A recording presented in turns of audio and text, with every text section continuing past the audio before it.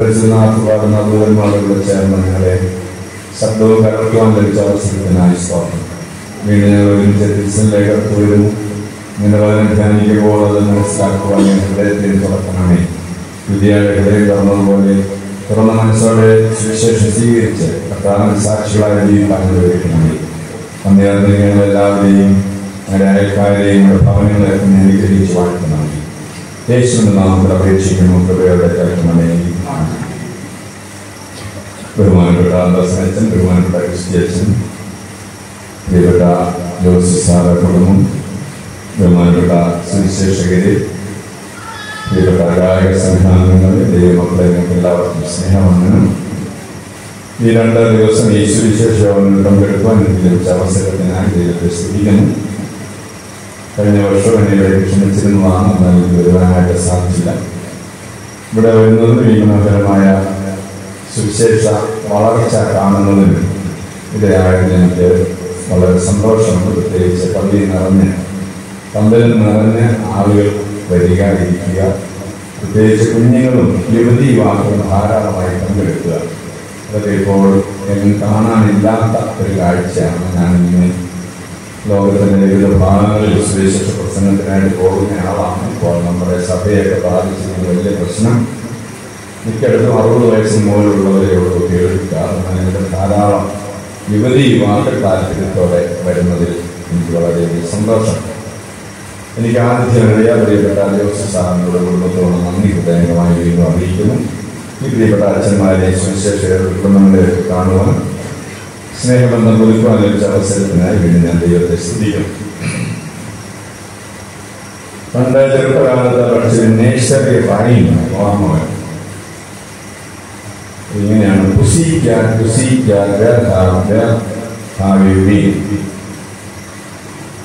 മറുപടി: I have been in London to see the queen. Pussycat, where did you see that? I saw a rat running around the chair. ചോദ്യതാണ്: pussycat നീ എവിടെ പോയി പോയിരുന്നു? അതിന് മറുപടി: ഞാൻ ലണ്ടനിൽ പോയിപ്പോയി, രാജ്ഞിയെ കാണാൻ പോയിപ്പോയിരുന്നു ലണ്ടനിൽ. എന്നിട്ട് നീ എന്ത് കണ്ടു? ഒരു എലി കസേരടുത്ത് ഓടുന്നത് ഞാൻ കണ്ടേച്ചു പോകുന്നു. നമ്മൾ രാജാധിരാജാവായ കർത്താവിനെ കാണാനാണ് 2 ദിവസം വന്നത്. എന്താ കണ്ടു? എലി ഓടുന്നതാണ് കണ്ടത്. നമ്മുടെ വിശ്വാസദർശിനിയാണ്. നമ്മൾ വരിക, എലി ഓടുന്ന കണ്ടേച്ചു പോവുക, കാണേണ്ടത് കാണാതെ മടങ്ങുന്നത്. ഒരിക്കലൊരു സുവിശേഷ യോഗത്തിന്റെ സമാപന രാത്രി ആ 4 ദിവസവും സുവിശേഷം പ്രസംഗിച്ച സുവിശേഷന്റെ അടുത്ത് ഒരുപറ്റം ആളുകൾ വന്നിച്ച് പറഞ്ഞു: സാറ്, ഈ വർഷത്തെ കൺവെൻഷൻ വളരെ നല്ലതാണ്, വളരെ അനുഗ്രഹമാണ്, ഞങ്ങളെല്ലാവരും മാനസാന്തരപ്പെട്ടു. അതെല്ലാവരും പ്രത്യേക അവസ്ഥയിലാണ് മാനസാന്തരപ്പെട്ടിരിക്കാൻ. ഞായറാഴ്ച രാത്രിയാണ് യോഗം തീർന്നത്. ഇത് അവർ പറഞ്ഞു: ഞങ്ങൾ മാനസാന്തരപ്പെട്ടെങ്കിൽ നാളെ തിങ്കളാഴ്ചയാണ് ഞങ്ങൾ ഇതൊക്കെ മറന്നു. പള്ളിയിൽ തന്നെ ഇരിക്കുകയാണെങ്കിൽ ഒരു കുഴപ്പമില്ല, ഇത്രയും നല്ല മനുഷ്യർ. പക്ഷെ ഞാൻ വീട്ടിലോട്ട് ചെല്ലുമ്പോൾ എൻ്റെ കൃഷി സ്ഥലത്തൊക്കെ അയൽവക്കത്തെ കോഴി ഞങ്ങളുടെ വിറ്റത്ത് നിൽക്കുന്ന കണ്ടാൽ ഞങ്ങൾ മാനസാന്തരം പോകും. അതുകൊണ്ട് ഈ മാനസാന്തരപ്പെട്ടവരാണ് മറക്കാതിരിക്കാൻ എളുപ്പ വഴി വല്ലതും ഉണ്ടെന്ന് ചോദിച്ചു. എല്ലാം എളുപ്പത്തിൽ കിട്ടുമല്ലോ അല്ലേ? എല്ലാം എല്ലാം കിട്ടും. അതുപോലെ ഈ മാനസാന്തരപ്പെട്ടവരാണെന്നുള്ള കാര്യം മറക്കാതിരിക്കാൻ എന്തെങ്കിലും എളുപ്പമാർഗം. അദ്ദേഹം പറഞ്ഞ 4 ദിവസമായിട്ട് ഞാൻ പ്രസംഗിച്ച് അറിയാവുന്നവരെ പ്രസംഗിച്ച് കഴിഞ്ഞു. ഇനി ഞാൻ ഇവിടെ പറയേണ്ടത് ഇതിൽ അദ്ദേഹം വളരെ വിദഗ്ധനായിരുന്നതുകൊണ്ട് അവർക്കൊരു സന്ദേശം കൊടുത്തത് ഞാൻ നിങ്ങൾക്ക് ഒരു സന്ദേശമായിട്ട് തരികയാണ്. യുദ്ധത്തിന് പുറപ്പെടുന്ന നാവിക സേനയ്ക്ക് ഒരു സുപ്രീം കമാൻഡർ കൊടുക്കുന്ന മെസ്സേജ്. യുദ്ധം പ്രഖ്യാപിച്ച് നാവികസേന യുദ്ധത്തിന് പോവുകയാണ്. പോകുന്നതിന് തൊട്ട് മുമ്പ് നാവികസേനയുടെ സുപ്രീം കമാൻഡർ പറയുന്ന 4 കാര്യങ്ങൾ. ഒന്ന്, വലിയ യുദ്ധ കപ്പലിലാണ് നിങ്ങൾ യുദ്ധത്തിന് പോകുന്നത്. ആധുനികങ്ങളുടെ എല്ലാ യുദ്ധ സാമഗ്രികളും അതിലുണ്ട്, ആയുധങ്ങളെല്ലാം ഉണ്ട്, നിറച്ച് നിങ്ങളുടെ സഹപടയാളികളുമുണ്ട്. പക്ഷേ അന്തർവാഹിനിയിൽ വന്ന് നിങ്ങളെ തകർക്കുവാൻ കേൾപ്പുള്ള ശത്രുക്കൾ അവിടെ ഇവിടെയായിട്ടുണ്ടെന്ന് നോക്കണം. അതായത് നിങ്ങൾ വലിയ കപ്പലിൽ യുദ്ധമൊക്കെ ആ സാമഗ്രികളൊക്കെ ഉണ്ടെങ്കിലും അവിടെ ഇവിടെയായി ശത്രുക്കൾ പതിയിരിപ്പുണ്ട് എന്ന് നോക്കണം. രണ്ട്, ഈ യുദ്ധത്തിൽ പങ്കെടുക്കുന്ന കപ്പലുകളെല്ലാം കേടുപോക്കിയതായിരിക്കും. റിപ്പയറിംഗ് കഴിഞ്ഞ കപ്പലെ യുദ്ധത്തിൽ പങ്കെടുക്കാവും. മൂന്ന്, കപ്പലുകളൊന്നും ഒറ്റ തിരിഞ്ഞു പോയത് കൂട്ടം കൂട്ടമായിട്ട് പോകണം. നാല്, ഓരോ കപ്പലിലും ഒരു കമാൻഡർ ഉണ്ടെങ്കിൽ സുപ്രീം കമാൻഡറിന്റെ ആജ്ഞ അനുസരിക്കാൻ എല്ലാവരും തയ്യാറാണ്.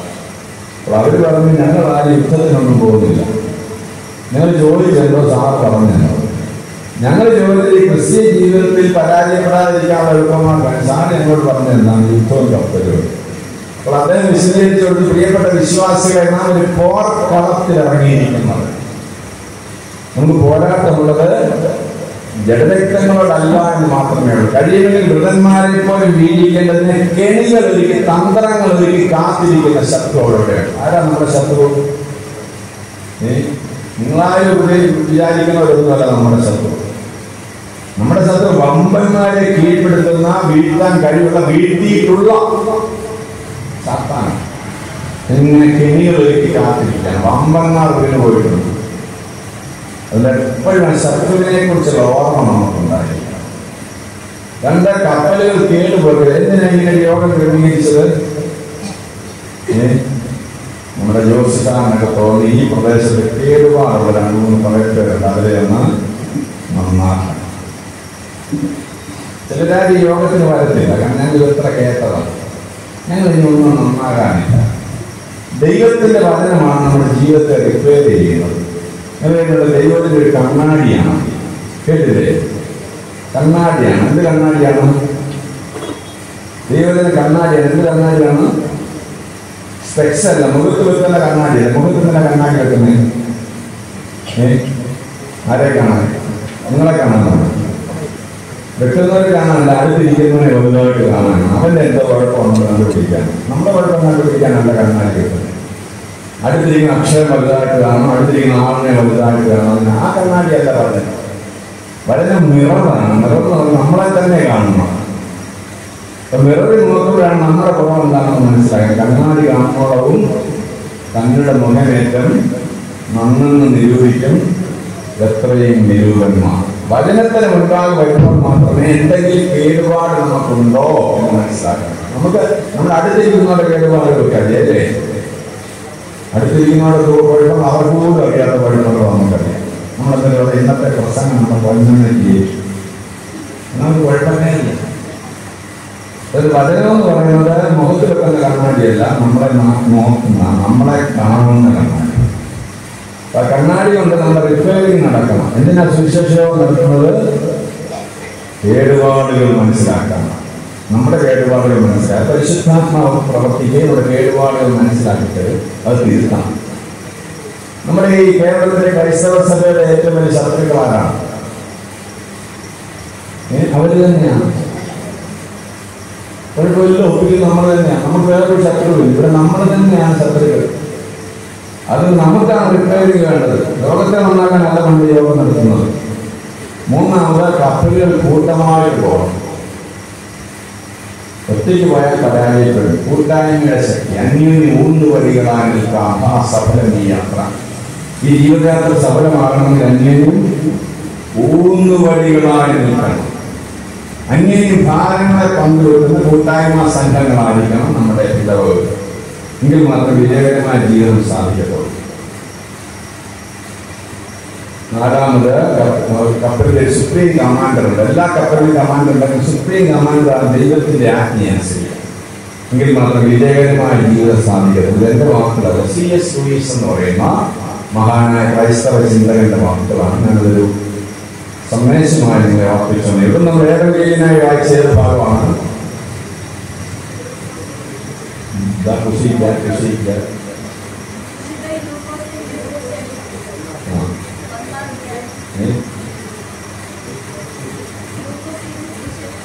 Where have you been?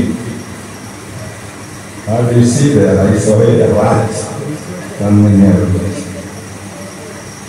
വിശുദ്ധ ഏവെങ്കിലിനായി വായിച്ചത് വിശുദ്ധ ലൂക്കോസിന്റെ സുവിശേഷം 1-ാം അധ്യായത്തിൽ നിന്നാണ്.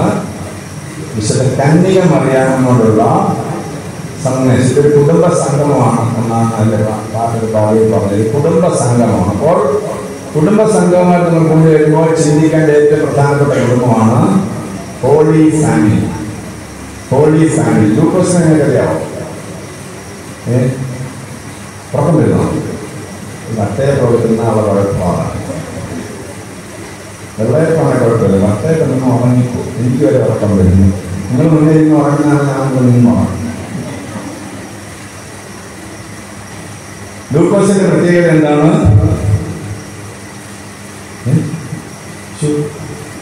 ലൂക്കോസ് ഡോക്ടറായിരുന്നു.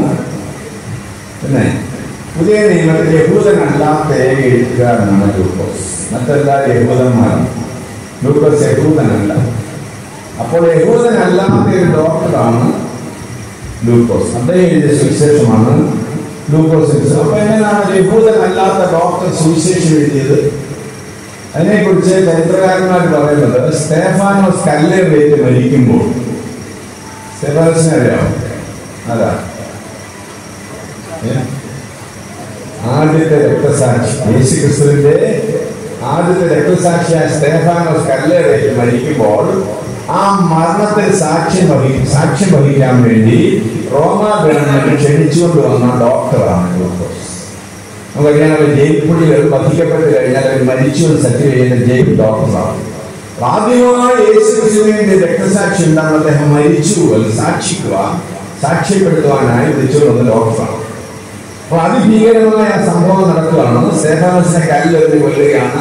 ആക്രോശിച്ചുകൊണ്ട് പല്ല് കഴിച്ചുകൊണ്ട് ഭീകരന്മാർ കല്ലെറിഞ്ഞ് വന്നപ്പോൾ അതിന് സാക്ഷ്യം വഹിക്കുകയാണ് ലൂക്കോസ്. അപ്പൊ ആ കല്ലേറിയിട്ട് മരിക്കുന്ന സ്തേഫാനോസിന്റെ പ്രതികരണം, റിയാക്ഷൻ, ലൂക്കോസ് വലിയ ചലനമുണ്ടായി. എങ്ങനെ സ്തേഫാനോസ് ചെയ്തത്? രാഗിയല്ല മരിച്ചത്. പിന്നെ ഈ കല്ലെറിയുന്നവർക്ക് വേണ്ടി പ്രാർത്ഥിച്ചു. അവർക്ക് ഈ പാപം നിർത്തരുതേ എന്ന് പറഞ്ഞത്. അവർ christianity is measured not by action but by reaction. അവർ ക്രിസ്ത്യാനിയാണോ അല്ലയോ എന്ന് അവൻ അറിയുന്ന നമ്മുടെ പ്രവർത്തനം കൊണ്ടല്ല, പ്രതിപ്രവർത്തനം കൊണ്ടാണ്. ചേരയാണോ മൂക്കനാണോ എന്ന് അറിയുന്നത് ചെയ്യണം. അതോ ഞാൻ പ്രേതോദത്തിലേ ഉള്ളറിയാനില്ല. ഇതുവരെ ചേരയാണോ മൂക്കൻ തൊട്ടം നോക്കരുത്. എന്ത് ചെയ്യണം? കല്ലെടുത്ത് എറിഞ്ഞേച്ചാൽ മതി. എല്ലാവരും അറിയാം ചേരയാണോ. നമ്മുടെ തലയിൽ തുണിയൊക്കെ ഇട്ടുകൊണ്ടിരിക്കുന്ന ഇരിപ്പ് കണ്ടാൽ കല്ലെടുത്ത് അറിയാം. അപ്പൊ അറിയാം ചേരയാണോ മൂക്കൻ. ക്രിസ്ത്യാനിറ്റി അളക്കുന്നത് ആക്ഷൻ കൊണ്ടല്ല, വൈപ്പറായിട്ട് ചൊല്ലുകൊണ്ടൊന്നുമല്ല. അങ്ങനെയൊക്കെയാണ് വൈപ്പറടിച്ച് പാടുന്നു. പക്ഷെ അതൊന്നുമല്ല, കല്ലെടുത്ത് അറിയണം. അപ്പോൾ തന്നെ കല്ലെറിഞ്ഞ് കൊല്ലുന്ന അവർക്ക് വേണ്ടി പ്രാർത്ഥിച്ച സ്തേഫാനോസ് പൗലോസ് ലൂക്കോസ് വലിയ ചലനം ഉണ്ടായി. പൗലോസിന് ചലനം ഉണ്ടായി. അപ്പോൾ ഈ ലൂക്കോസ് അന്വേഷിച്ചു സ്തേഫാനോസ് എന്താണ് ഇതിന്റെ പ്രത്യേകത? അപ്പൊ ആളുകൾ പറഞ്ഞു യേശുക്രിസ്തുവിന്റെ സ്വാധീനമാണ്. യേശുക്രിസ്തുവിന്റെ സ്വാധീനം എന്നാണ് സ്തേഫാനോസ് ഇങ്ങനെ എഴുതിയത്. അപ്പോൾ യേശുക്രിസ്തുവിനെ കുറിച്ച് അന്വേഷിച്ചു ലൂക്കോസ്. അപ്പോൾ അവരുള്ളത് യേശുക്രിസ്തുവിന്റെ അമ്മ ഇന്നും ജീവനോടിരിപ്പുണ്ട്. അങ്ങനെ വിശുദ്ധ ലൂക്കോസ് വിശുദ്ധ കന്യാമറിയാമിനെ സന്ദർശിച്ചു എന്നും കന്യാമറിയാം പറഞ്ഞു കൊടുത്തതനുസരിച്ചാണ് ലൂക്കോസ് സുവിശേഷം എഴുതുന്നതെന്ന് പറയുന്നത്. അതുകൊണ്ടാണ് മറ്റ് സുവിശേഷകന്മാർ വിട്ടുപോയ പല കാര്യങ്ങളും ലൂക്കോസ് എഴുതിയിട്ടുണ്ട്. ലൂക്കോസിന്റെ ആദ്യത്തെ അധ്യായം നമ്മൾ വായിക്കുമ്പോൾ കന്യാമറിയാമിന്റെ ആത്മഗതം വരെ ദൂതൻ കന്യാമറിയാമോടെ സംബന്ധിച്ച് വേറെ ആരും കേട്ടിട്ടില്ല. ആ കാര്യങ്ങൾ വരെ ലൂക്കോസ് എഴുതിയിട്ടുണ്ട്. അങ്ങനെയാണ് ലൂക്കോസ് സുവിശേഷം എഴുതുന്നത് എന്നാണ് പറയുന്നത്. നമുക്കറിയാമല്ലോ, നൂറ്റാണ്ടുകൾക്ക് മുൻപ് പ്രവാചകന്മാർ പ്രവചിച്ച ഒരു മസീഹ വരും. അവൻ അത്ഭുത മന്ത്രി, വീരനാം ദൈവം, നിത്യപിതാവ്, സമാധാന പ്രഭു എന്നൊക്കെ വിളിക്കപ്പെടും. മസീഹയുടെ വരവിനെ കുറിച്ച് നൂറ്റാണ്ടുകൾക്ക് മുൻപ് പ്രവാചകന്മാർ പ്രവചിച്ചു. നല്ല പ്രവചനം. ഒരു മസീഹ വരും, അവൻ രക്ഷകനായി വരും. ആ നല്ല മനോഹരമായ വർണ്ണന കേട്ട നാൾ മുതൽ പാലസ്തീനിലെ യെരുശലേം പ്രദേശത്തുള്ള മംഗല്യവതികളായ യഹൂദ സ്ത്രീകളെല്ലാം ആഗ്രഹിച്ചു, എന്റെ അടുത്ത കുഞ്ഞായിരിക്കണം മസീഹ. കാരണം മസീഹയെ കുറിച്ചുള്ള വർണ്ണന കേട്ട ഏതൊരു അമ്മയും ആഗ്രഹിച്ചു പോകും. അത്ഭുത മന്ത്രി, വീരനാം ദൈവം, നിത്യപിതാവ്, അങ്ങനെ കുഞ്ഞിനെ കിട്ടുന്നതല്ലേ. ഒരു മസീഹ വരും, അതെന്റെ ഉദരത്തിൽ പിറക്കണമെന്ന് വിവാഹിതരായ എല്ലാ യഹൂദ സ്ത്രീകളും ഒന്ന് ആഗ്രഹിക്കുകയും പ്രാർത്ഥിക്കുകയും ചെയ്തു. പക്ഷെ ദൈവത്തിന്റെ ദൂരം പ്രത്യക്ഷപ്പെട്ടതാണ് അങ്ങനെ ഒരിക്കലും പ്രാർത്ഥിച്ചിട്ടില്ലാത്ത ഒരു പെൺകൊച്ചിൻ്റെ അടുത്താണ്. അവൾ വിവാഹിതയല്ലാത്തൊരു കൊച്ചിനെ കുറിച്ച് ആഗ്രഹിക്കാൻ പറ്റുമോ? കല്യാണം ഉറച്ച് ആലോചിച്ചുകൊണ്ടിരിക്കുന്നേ ഉള്ളൂ. അവിടെ അടുത്താണ് ദൈവത്തിന്റെ ജീവിതം നന്നതാണെന്ന് നമ്മൾ വായിച്ചത്. കന്യമറിയാമിന്റെ ഒരു ചെറുപ്പക്കാരിയായ 13 വയസ്സുകാരെന്ന് പറയുന്നത് ആ കന്യമറിയാമിന്റെ ദൈവത്തിന്റെ ജീവിതം. ദൈവം ഇങ്ങനെ പ്രവർത്തിക്കുന്നത് നമ്മുടെ ഇഷ്ടം പോലെ അല്ല ദൈവം പ്രവർത്തിക്കുന്നത്. അപ്പൊ നിങ്ങളെന്തോ പ്രാർത്ഥിക്കാമെന്ന് ഇതെല്ലാം ആഗ്രഹങ്ങളുണ്ടാവും അല്ലേ? നമുക്ക് വേണമെങ്കിൽ വലിയ സ്വപ്നങ്ങളൊന്നും ഉണ്ടാവും വരുന്നത്. നമ്മുടെ സ്വപ്നത്തിൽ വേണമെങ്കിൽ നമുക്ക് അമേരിക്കൻ പ്രസിഡന്റ് ആകാം. അതെല്ലാം പറയോ? ട്രംപ് അറിയാതിരുന്നാൽ നമുക്ക് ഇന്ത്യൻ പ്രധാനമന്ത്രിയാകാം സ്വപ്നത്തിൽ. ഒരു കുഴപ്പമില്ല, ആരും ഒന്നും ചെയ്യത്തില്ല. നിങ്ങൾ ശ്രദ്ധിക്കണം. ചിലർക്ക് നടന്നു പോകുമ്പോൾ നിങ്ങളുടെ മുമ്പിൽ കൂടെ നടന്നു പോയി കയ്യെ കണക്ക് കൂട്ടുകയും പോയാലോ നിങ്ങൾ തുടയാനായിട്ടാണ് കണക്ക് കൂട്ടുകയാണ്. അപ്പൊ ഒരിക്കലും നടക്കാനാവാത്ത കാര്യങ്ങൾ കണക്ക് കൂട്ടിയുള്ള ദൈവത്തിന്റെ അടുത്ത് വരിക. നമ്മളൊക്കെ അങ്ങനെയാണ് ദൈവത്തിന് മറ്റേന്താ കൂട്ടുന്നതെല്ലാം വേറെ എവിടെയും പോയി സാധിക്കും. ഒരിക്കലും നടക്കാത്ത കാര്യങ്ങൾ ദൈവത്തിന്റെ അടുത്ത് വരിക. എന്നിട്ട് ദൈവം അത് നടക്കുക. ആദ്യം തമ്മിൽ സഭ മാറും. ഈ സഭയിൽ ഞങ്ങളൊക്കെ പാടത്താണെങ്കിൽ മത്താമപ്പള്ളിയിലെ കുർബാനകൾ കഴിയുന്ന പറഞ്ഞ വണ്ടി ഓടുക. കുർബാന കഴിയാൻ നോക്കിയിരിക്കുകയാണ്. കഴിയുന്ന എളുപ്പമാണ് ആരാധിക്കാൻ പോവാം. ഇവിടെ എന്താ പറയുന്നത്? വേറെക്കാൻ കാര്യശാസ്ത്രത്തിന് അവിടെ ഇവിടെ ഓടി നടക്കാം. അങ്ങനെ ഓടി നടക്കണ്ട. നമ്മുടെ കാര്യം നടത്തി തരിക എന്നുള്ളതല്ല ദൈവത്തിന്റെ ജോലി. നമ്മുടെ പ്രാർത്ഥന കേട്ടത് നമ്മളൊക്കെ യജമാനന്മാരും ദൈവം സേവകരുമാണ്. നിങ്ങളുടെ കാര്യം നടത്താനാണ് ദൈവത്തിന്റെ ജോലി. ദൈവത്തിന്റെ ഇഷ്ടം നടത്താനുള്ള ദൈവത്തിന്റെ ജോലി. നമ്മൾ ദൈവത്തിന്റെ ഇഷ്ടം മാറ്റാൻ നടക്കുക. അത് 200 ദിവസം കൂട്ട ഉപവാസം. ദൈവത്തിന്റെ ഇഷ്ടം മാറ്റാൻ ദൈവ കർത്താവിന്റെ പ്രാർത്ഥന പഠിപ്പിച്ചു. അങ്ങനെ അത് അറിയാവുന്നത് ഈ സംശയം അടിച്ചാൽ വിടുകയാണ് തുടങ്ങി. ആദ്യം നിർത്തുന്ന പള്ളിക്ക് സമ്മാനം കിട്ടുന്നതാണ് നമ്മൾ അടിച്ചു. എൻ്റെ ഒരു വാചകമുണ്ട്, നിന്റെ ഇഷ്ടം സ്വർഗത്തിലെ പോലെ എന്ന് പറഞ്ഞാൽ എന്നാ അർത്ഥം? കർത്താവ് എന്റെ ഇഷ്ടമല്ല ഈ ഭൂമിയിൽ നടക്കേണ്ടത്, നിന്റെ ഇഷ്ടമാണ്. ചിലരൊക്കെ വിശ്വാസം മൂർത്താ പിന്നെ ആ പ്രാർത്ഥന പ്രാർത്ഥിക്കത്തില്ല. അതറിയാൻ വയ്യാത്ത മത്തായി ഇട്ടോ. അപ്പോൾ പ്രാർത്ഥനയെന്ന് പറഞ്ഞാൽ നമ്മുടെ ഇഷ്ടം നടക്കുന്നതല്ല, ദൈവത്തിന്റെ ഇഷ്ടം നടക്കുന്നത് അംഗീകരിക്കുന്നതാണ് പ്രാർത്ഥന. അതുകൊണ്ട് നമ്മൾ കുറേ ആവശ്യപാഠകരമായ ദൈവത്തിന്റെ അടുത്ത് ദൈവം എല്ലാം നടത്തിക്കാം. അതൊന്നുമല്ല ദൈവത്തിന്റെ ജോലി. നമ്മുടെ പരിധിയിൽ നിൽക്കുന്നവനല്ല ദൈവം. ഇപ്പൊ കന്യമറിയാമിനെ സംബന്ധിച്ച് പറയാണ്, മറിയേ നിനക്ക് ദൈവത്തിന്റെ കൃപ ലഭിച്ചു. കൃപ എന്ന് പറഞ്ഞാൽ എന്നാ? കൃപ ലഭിച്ചു. നിങ്ങൾ കൃപ ലഭിച്ചിട്ടുണ്ടോ? ദൈവകൃപ കഴിയുന്നതോ എല്ലാ പാട്ടുകളുള്ള ഒരു പദമാണ് കൃപ. ഇതോ കൃപ ഉപദേശിച്ചല്ലോ പറഞ്ഞു. ഞാനൊന്നും പറയത്തില്ല.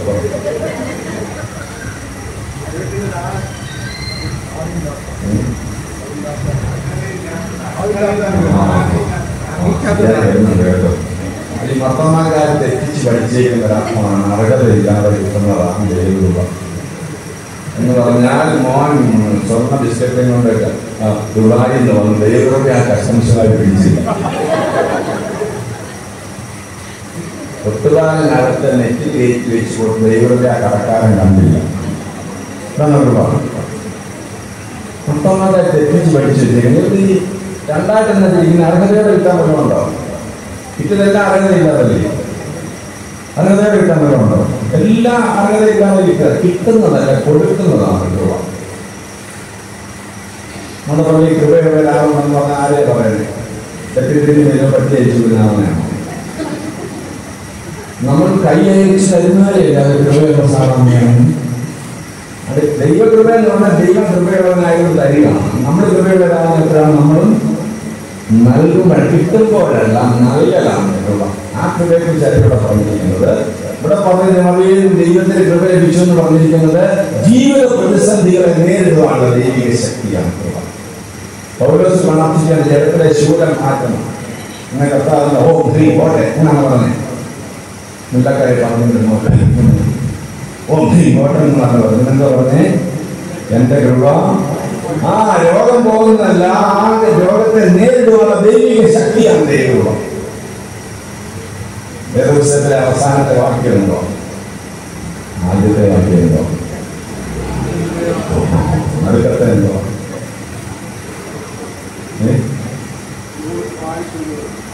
ഒരുപാട് അടുക്കത്തെ വാക്യം ഇതേ വേദപുസ്തകം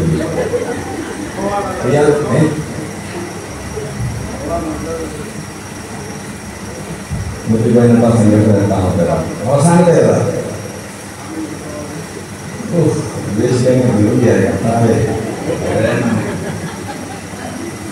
അതാണ് അവസാനത്തെ കാര്യം. നോക്കിയാൽ പറയാം ഏതാ? നോക്കിയാൽ പറയാം. കർത്താവിന്റെ കൃപ നിങ്ങളോട് ഇരിക്കട്ടെ. ആമേ. കർത്താവ് വേഗം വരാനൊന്നുമില്ല കേട്ടോ, വരണമെന്നേ ഉള്ളൂ. വേഗം വരണമെന്ന് നിർത്തിയാണ്. നിങ്ങളെല്ലാം റെഡിയാകാനുണ്ട്. അവരുടെ ആയിട്ട് വന്നാൽ മതി. കർത്താവ് വരുമ്പം വന്നാൽ മതി. പക്ഷെ വരുന്നവരെ എന്താ വേണ്ടത്? കൃപ നിങ്ങളോട് ഇരിക്കട്ടെ. അപ്പൊ ഈ 6ാമത് കമ്മീഷനും വലിയ കാര്യമൊന്നും പഠിച്ചില്ലേ? വേദപുസ്തകത്തിലെ ആദ്യത്തെ വാക്യവും നടുക്കത്തെ വാക്യവും അവസാനത്തെ വാക്യവും ചോദിച്ചാലും പറയാം. അപ്പൊ മറിയോട് പറയുന്നത് ദൈവത്തിന്റെ കൃപ ലഭിച്ചു. എന്നിട്ട് പറയുന്നത് വേദനിപ്പിക്കുന്ന ഒരു സന്ദേശമാണ്. എന്താ പറയുന്നത്? വിവാഹിത കല്യാണം കഴിക്കാത്ത പെൺകൊച്ചിനോട് പറയുകയാണ്, നീ ഗർഭം ധരിച്ചൊരു നല്ല പ്രസംഗമാണോ? അതാണ് കൃപ. അതാണ് ഞാൻ ഇന്നലെ പറഞ്ഞത്. പ്രസംഗം കേൾക്കുമ്പോൾ നമുക്ക് മോഹമാണ്. ഓരോ സുവിശേഷ പ്രസംഗം കേൾക്കുമ്പോൾ നമുക്ക് മോഹമുണ്ടോ? തോന്നുമോ? വേദന എടുക്കണം, ചോര ചവയ്ക്കണം. അറിയിക്ക് നൽകാൻ തോന്നുന്നു. ലോകത്തിലെ ഏറ്റവും പ്രധാന ചിന്താവിഷയം എന്തുവാ? കന്യാമറിയാമിനെ കുറിച്ച് സഹരക്ഷക രക്ഷക എന്നല്ല. ഇന്ന് കത്തോലിക്ക സഭ ശ്രമിക്കാണ്, വേറെ വിഷയത്തിൽ പോകില്ല. അപ്പോൾ ഓരോ ദൈവത്തിന്റെ ദൂതം വന്ന് പ്രസംഗിക്കുമ്പോൾ, ദൈവവചനം കേൾക്കുമ്പോൾ നമുക്ക് നോവാണ്. രൂപാന്തരം നടക്കണം. നമ്മളെല്ലാം പ്രാണത്തെ അവനെ രൂപാന്തരം, അവളെ രൂപാന്തരം. നമ്മുടെ കാര്യമൊന്നും ആദ്യം ചെയ്യുന്നത്. ഞാൻ വെള്ളിക്കുളത്തോട്ട് പ്രസംഗിക്കാൻ പോയപ്പോൾ 3 ദിവസത്തെ പ്രസംഗമാണ്. ഈ സാക്ഷിയോടുള്ള സമയം ഇട്ടാവുന്നില്ലല്ലോ. സെക്രട്ടറിയൊരു സാക്ഷി 3 മാത്രമേ ഉള്ളൂ. വരിക പ്രസംഗം കേൾക്കാൻ കൊണ്ടേക്ക് പോവുക. അതാണ് സന്ദർഭം. അതൊക്കെയാണ് സാക്ഷിയോഗമൊക്കെ. എൻ്റെ സാക്ഷ്യം പറഞ്ഞു. അപ്പോൾ വെള്ളിക്കുളത്ത് 3 ദിവസത്തെ പ്രസംഗം കഴിഞ്ഞ് 3ാമത്തെ സാക്ഷിയോഗമാണ്. വളരെ കണ്ടാണ്. ഒരു മനുഷ്യനെ സാക്ഷി പറയുകയാണ്, ഞാൻ ഇടവകാംഗമാണ്, ഞാനൊരു കൂലിപ്പണിക്കാരനാണ്, കൂലി വേലക്കാരനാണ്, എനിക്ക് 350 രൂപ കിട്ടും. അന്നാണ് വളരെ കണ്ടാണ്. 350 രൂപ ആയിട്ട് അത് മുഴുവൻ അടുത്ത വീട്ടിൽ അടുത്ത മദ്യഷാപ്പിൽ ഇവിടെ കുടിച്ചിട്ട് ഞാൻ വീട്ടിലോട്ട് പോകും. 5 പൈസ പോലും ഞാൻ വീട്ടിൽ കൊടുക്കത്തില്ല. ഇനി ഭാര്യയിൽ 2 കുഞ്ഞുങ്ങളുണ്ട്. കുഞ്ഞുങ്ങൾ ചെറുതാണ്. മൂത്ത കുഞ്ഞിന് 4 വയസ്സ്, ഇളയ കുഞ്ഞിന് 1.5 വയസ്സ്. കുഞ്ഞുങ്ങൾ ചെറുതാൽ ഭാര്യ പണിക്കൊന്നും പോകത്തില്ല. ഞാൻ 1 പൈസ പോലും വീട്ടിൽ കൊടുത്തില്ല എന്ന് പറയുകയാണ്. പക്ഷെ ഞാൻ വീട്ടിൽ വരുമ്പോൾ എനിക്കൊന്ന് സുഭിക്ഷമായ ഭക്ഷണം കിട്ടണം, ഇല്ല ഞാൻ ഭാര്യയെ ഉപദ്രവിക്കും. ഞാൻ പറയാം, സ്വന്തം പദ്ധതി പറയാം. ഒരു ദിവസം ഞാൻ വരുമ്പോൾ ഇവിടെ നിന്നും ആരോ കൊടുത്ത അരി വെച്ച് ഭാര്യ കഞ്ഞി വെച്ചുകൊണ്ട് കുറച്ച് കുഞ്ഞുങ്ങൾ പട്ടിണി കിടക്കാതിരിക്കാൻ വേണ്ടി ആരോ കൊടുത്ത അരി വെച്ച് ഭാര്യ ഇങ്ങനെ മൺകലത്തിൽ കഞ്ഞി വെച്ചുകൊണ്ടിരിക്കുകയാണ്. ഇങ്ങനെ കത്തിക്കൊണ്ടിരിക്കുകയാണ് അടുപ്പോൾ. ബോധമില്ലാത്ത ഞാൻ ഇങ്ങോട്ട് വന്നിട്ട് ഇതുവരെ ചോറൊന്നും ശരിയായില്ലേ അവിടെ മുൻകത്തിന് കുറിച്ച് വലിച്ചെറിഞ്ഞു. അത് വേച്ച് ഇങ്ങനെ തല കുത്തിരിച്ച് അവിടെ മാവിട്ട് നിലവിളിച്ചു. അവിടെ ഒക്കത്തിരിക്കുന്ന 1.5 വയസ്സുകാരൻ കുഞ്ഞ് കിടന്ന് കരഞ്ഞു. 4 വയസ്സുകാരൻ കുഞ്ഞിനെ കടലിനോട്ട് പോയി കടലിന്റെ മറവിൽ നിന്ന് ഭയങ്കരമായിട്ട് കരഞ്ഞു. ഞങ്ങളുടെ വീട്ടിൽ എന്നും ഒരു സ്ഥിരമാണ് കരച്ചിലും ആരും ശ്രദ്ധിക്കത്തില്ല. എന്നിട്ട് ഞാൻ എൻ്റെ ദേഷ്യം തീരാൻ നിന്ന് ആ മംഗലത്തിട്ട് പൊഴിച്ചു. ആ മംഗലം പൊട്ടിച്ചിട്ടൊക്കെ അവിടെ വീണു. പകുതി അതിൻ്റെ ചോറും ചൂടുകളുടെ വിതറി വീണു. അത് കഴിഞ്ഞ പൂർണ്ണ മനുഷ്യൻ കരഞ്ഞുകൊണ്ടാണ്. എൻ്റെ ഭാര്യയുടെ ഒക്കത്തിരിക്കുന്ന 1.5 വയസ്സുകാരൻ കുഞ്ഞ് ഈ ചോറ് കണ്ടപ്പോൾ, വിശന്നിരിക്കുന്ന കുഞ്ഞ് ഈ ചോറ് കണ്ടപ്പോൾ അവൻ്റെ അമ്മയുടെ ഒക്കത്തുനിന്ന് ഇറങ്ങി മുട്ടയെ നീന്തി ചെന്നിരുന്നോണ്ട് കുട്ടി കഴിയുന്ന ചോറ് പുറകിട്ടിരുന്നില്ല. മനുഷ്യരുടെ ക്രൂരനായ ഞാൻ, ബോധമില്ലാത്തവനായ ഞാൻ ചെന്ന കുഞ്ഞിൽ പറക്കെ കുഞ്ഞാതിരിക്കാൻ അവൻ്റെ കൈ ഇങ്ങനെ ചവിട്ടി പിടിച്ചു. അത്ര ക്രൂരതയെ ജീവിച്ച് ഞാൻ എൻ്റെ വ്യത്യസ്ത മനുഷ്യനാണ്. ഇന്നെൻ്റെ വീട്ടിൽ സമാധാനം, യേശു എൻ്റെ ജീവിതത്തെ പ്രവേശിച്ചു. എൻ്റെ വീട്ടിൽ സമാധാനം, വരുമാനം വർദ്ധിച്ചുള്ളവർ സമാധാനമല്ല, ദൈവം പ്രവേശിച്ചുള്ളവർ സമാധാനം, സുവിശേഷം പ്രവേശിച്ചുള്ളവർ സമാധാനം. ഞാൻ പറഞ്ഞ അദ്ദേഹത്തിന് ഭാര്യ വന്നിട്ടുണ്ടോ? ഒരു വെല്ലിച്ചസ്ത്രീ ഒരു കുഞ്ഞിനെ ഒക്കത്ത് വെച്ച് ഒരു കുഞ്ഞിനെ തോളപ്പിടിച്ചും കൈ പിടിച്ചതെന്ന് പറയുകയാണ്. ഞങ്ങളുടെ വീട്ടിൽ സമാധാനമുണ്ട്. ദൈവത്തിന് സ്തോത്രം. വചനം പ്രവേശിക്കുമ്പോൾ ഭയങ്കര വേദനകളാണ്. ഇങ്ങനെ പൊത്തുവരുത്ത ക്രിസ്ത്യാനായിട്ട് ഇരിക്കരുത്. രൂപാന്തരപ്പെട്ട ദൈവവചനം ഞാൻ മറിയെ സ്വീകരിച്ചത് വേദനിപ്പിക്കുന്ന പ്രസംഗം. ഇന്നലെ ഞാൻ പറഞ്ഞില്ല, എൻ്റെ പിതാവ് മാനസാന്തരത്തിനെ കുറിച്ച് ഞാൻ പറഞ്ഞല്ലോ. പറഞ്ഞ് പൂർണ്ണമായിട്ട് പറഞ്ഞില്ല. എൻ്റെ അപ്പച്ചൻ്റെ ഇടത്തും പറയുന്ന ക്രിസ്ത്യാനികളെ കുറിച്ച് ഞാൻ പറഞ്ഞു അല്ലേ. ഒന്നര മൊത്തമാകുന്ന വേറെ സഭക്കാർ ഇവർ 3 പേർ മദ്യപിച്ചേച്ച് നിൽക്കുമ്പോഴാണ് യേശു നിന്നെ സ്നേഹിക്കുന്നു എന്നുള്ള സുവിശേഷം എൻ്റെ പിതാവ് കേട്ടത്. 3 പേരും കൂടെ തന്നെ മദ്യപിച്ചേച്ച് യേശു നിന്നെ സ്നേഹിക്കുന്നു. അതെൻ്റെ പിതാവിൻ്റെ ജീവിതത്തിലോട്ടങ്ങ് കേടി, ഹൃദയത്തിലോട്ടങ്ങ് കേടി. അദ്ദേഹം രൂപാന്തരപ്പെട്ടു. അദ്ദേഹം മാർത്താമ സഭയിലെ സുവിശേഷകനായി. ഇന്നലെ ഞാൻ പറഞ്ഞത് ആദ്യം മലയാളത്തിലാണ്.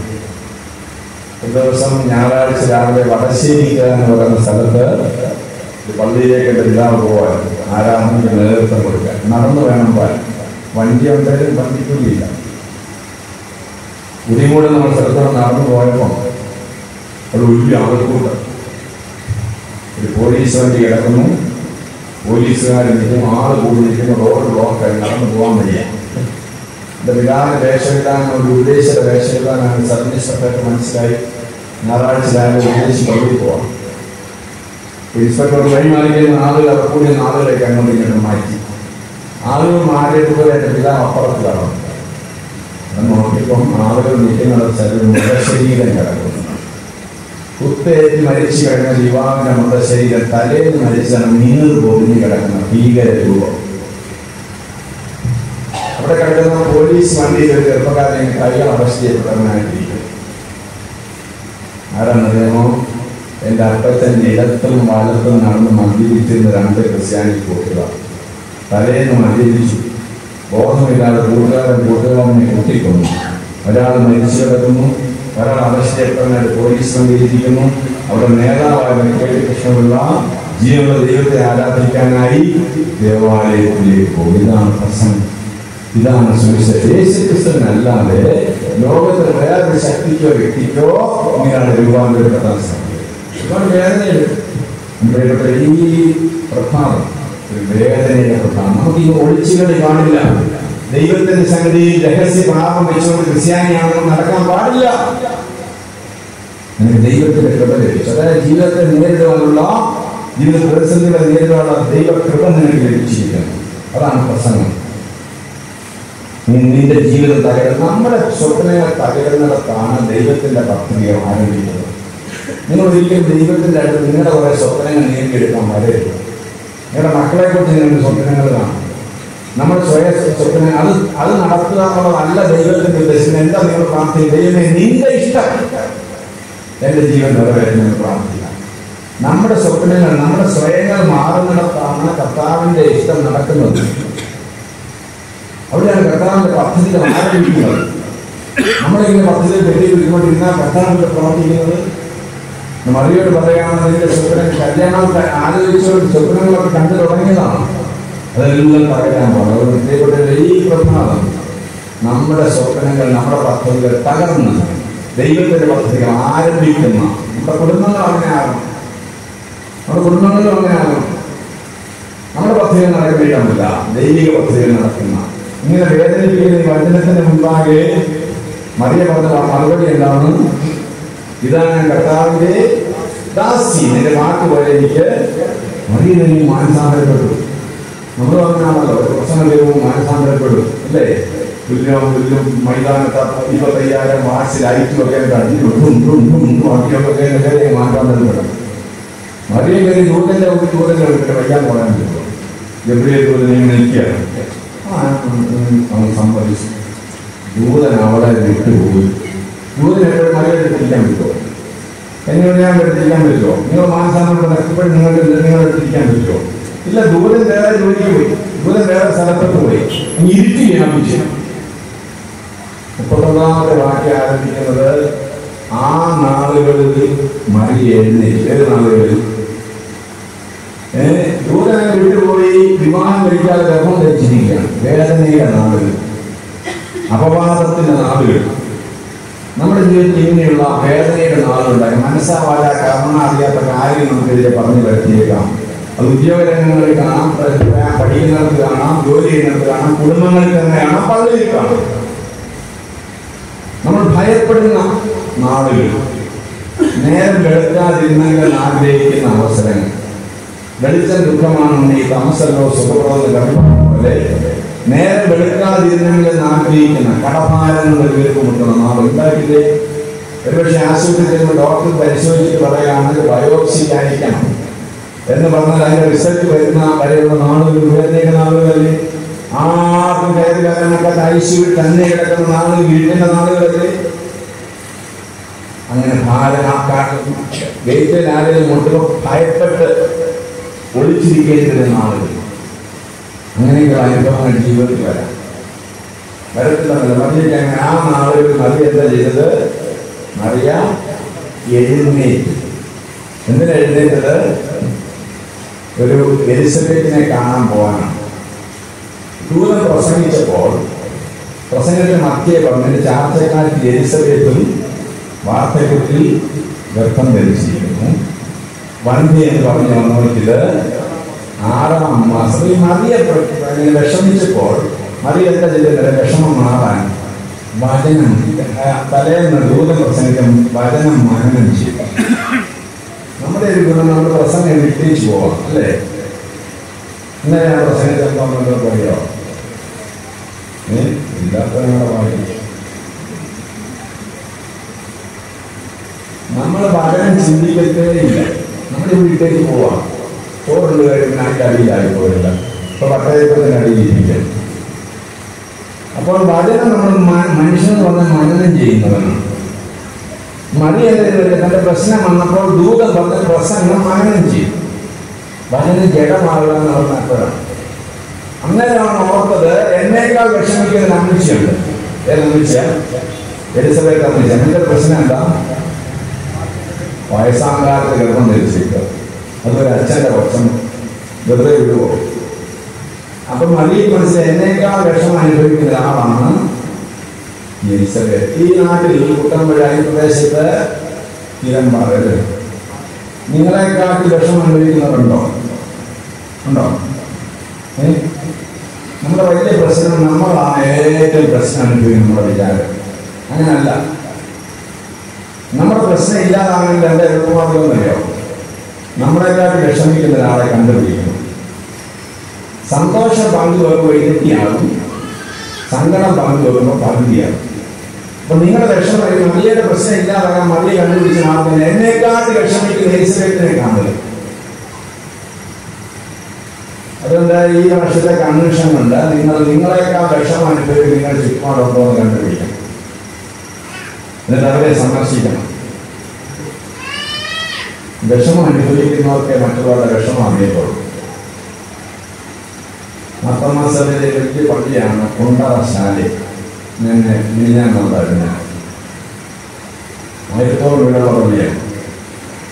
അവിടെ ഒരിക്കൽ ഒരു ആക്സിഡന്റിൽ ഒരു വീട്ടിലെ ഏക മകൻ മരിച്ചു. DK എഞ്ചിനീയറിംഗ് കോളേജിൽ പഠിക്കുന്ന ഒരു മകൻ ആക്സിഡന്റിൽ മരിച്ചു. 21 വയസ്സ്. വർഷങ്ങൾക്ക് മുമ്പാണ്. വളരെ ആ പ്രദേശം ഞെട്ടിപ്പോയ സംഭവമാണ്. അപ്പോൾ ആ പള്ളി 2 അച്ഛന്മാരുണ്ട്. ഇത് കേട്ട പാതി കേൾക്കാത്ത പാതി അവിടുത്തെ കൊച്ചച്ഛൻ ജൂനിയർ അച്ഛൻ പെട്ടെന്ന് ബൈക്കെടുത്ത് പൊട്ടിച്ച് നമ്മുടെ അച്ഛന്മാരുടെ കൗൺസിലിംഗ് അറിയാം, സൈക്കോളജി അറിയാം, പാടാൻ അറിയാം, പ്രസംഗിക്കാൻ അറിയാം. അച്ഛൻ അവിടെ ചെന്ന് സൈക്കോളജിക്കലിയൊക്കെ അവിടെ പ്രസംഗിച്ചു, പാട്ടൊക്കെ പാടി, മനോഹരമായ പാട്ടൊക്കെ പാടി. എന്നോടൊക്കെ വെച്ചിട്ട് പറഞ്ഞാണ് ഒന്നും നമുക്ക് ഏൽക്കുന്നില്ല. കാരണം എന്താ, ഏക മകൻ മരിച്ചു കിടക്കുന്ന മാതാപിതാക്കളുടെ ഇതൊന്നും നമുക്ക് ഏശുന്നില്ല. അച്ഛനൊക്കെ മകൻ രാഗസംഘത്തോടൊപ്പം പാടാൻ തുടങ്ങി. അങ്ങനെ ഇരിക്കുമ്പോൾ അവിടുത്തെ വികാരിയച്ഛനുണ്ട്, റോമയുള്ള അച്ഛനാണ്, ബൈക്കൊന്നുമില്ല. കുറേ കുട്ടി അച്ഛൻ അങ്ങോട്ട് വന്നു. അച്ഛൻ വന്നപ്പോൾ ഈ കുഞ്ഞിൻ്റെ ഡെഡ്ബോഡിയിലോട്ട് വീട് കിടന്ന് കഴിയുന്ന മാതാപിതാക്കളെ കരഞ്ഞ് കരഞ്ഞ് കണ്ണുകളുമായിട്ട് മുഖത്ത് തലയിലേക്ക് നോക്കി. പ്രായമുള്ള അച്ഛനാ ചെറുപ്പക്കാരായ മാതാപിതാക്കളെ അങ്ങോട്ട് ചേർത്ത് പിടിച്ചു.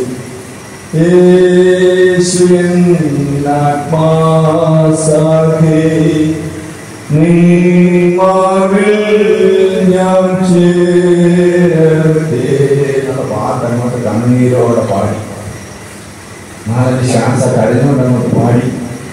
എന്നിട്ട് വിശുദ്ധ വേദപുസ്തകത്തിലെ പ്രത്യാശയുടെ വചനങ്ങൾ ചേർത്ത് കണ്ണീരോടെ അച്ഛൻ പ്രാർത്ഥിച്ചു. എന്നാണ് പ്രത്യക്ഷം പറയുക, അച്ഛ എവിടുന്നും നോക്കിയിട്ടില്ല. യെരൂശലേം ദേവാലയം ഉദാസ് ചെയ്തപ്പോൾ ദൈവത്തിന്റെ ഷെക്കിനാ ഇറങ്ങിയ ദേവാലയം നിറച്ചതുപോലെ കൊണ്ടറിയാൻ വിലാപ ഭവനത്തിലുള്ള സ്വർഗീയ അലേരികൾ ഞാൻ കണ്ടച്ച. തകർന്ന് തരിപ്പമായിരിക്കുന്ന മാതാപിതാക്കളുടെ മുതൽ പ്രത്യാശ നിഴലാട്ടം ഞാൻ കണ്ടച്ച. എന്താ കാര്യം അറിയാമോ? ഈ പ്രായമുള്ള അച്ഛൻ്റെ ഏക മകൻ മരിച്ചു പോയിട്ടുള്ളതാണ്. ദേവി മാരിവാനീസ് കോളേജിൽ പഠിക്കും മരിച്ചു പോയിട്ടുള്ളതാണ്. ഒരു മകൻ മരിച്ച പിതാവിന് മാത്രമേ ഒരു മകൻ മരിച്ച മാതാപിതാക്കളുടെ വേദന എന്താണെന്ന് മനസ്സിലാവും. അതുകൊണ്ട് പ്രിയപ്പെട്ട ഒരു വേദനയുടെ കടന്നു പോകുന്നതിനെ ശ്രദ്ധിക്കുന്നുണ്ടെങ്കിൽ നിങ്ങളുടെ വേദനയെ നിങ്ങൾ ഉപയോഗിക്കണം. Do not waste your sorrows. നിങ്ങളുടെ സങ്കടങ്ങളെ നഷ്ടപ്പെടുത്തി കളയരുത്. ഉപയോഗിക്കാൻ ദൈവം ആഗ്രഹിക്കുന്നു. എഴുന്നേൽക്കണം. അത് എഴുന്നേറ്റു വ്യർത്ഥപ്പെട്ടു പോയി. തന്നേക്കാൾ വേദന അനുഭവിക്കുന്നവരായി കാണാൻ 2 ഗർഭിണികൾ തമ്മിൽ കണ്ടുപിടിച്ചപ്പോൾ എലിസബത്ത് പരിശുദ്ധാത്മാവിനെ നിറഞ്ഞു. അല്ലേ? പറഞ്ഞോ? ഞാൻ നടന്നു പോകാൻ നടന്നു. എന്തോ ലക്ഷണം?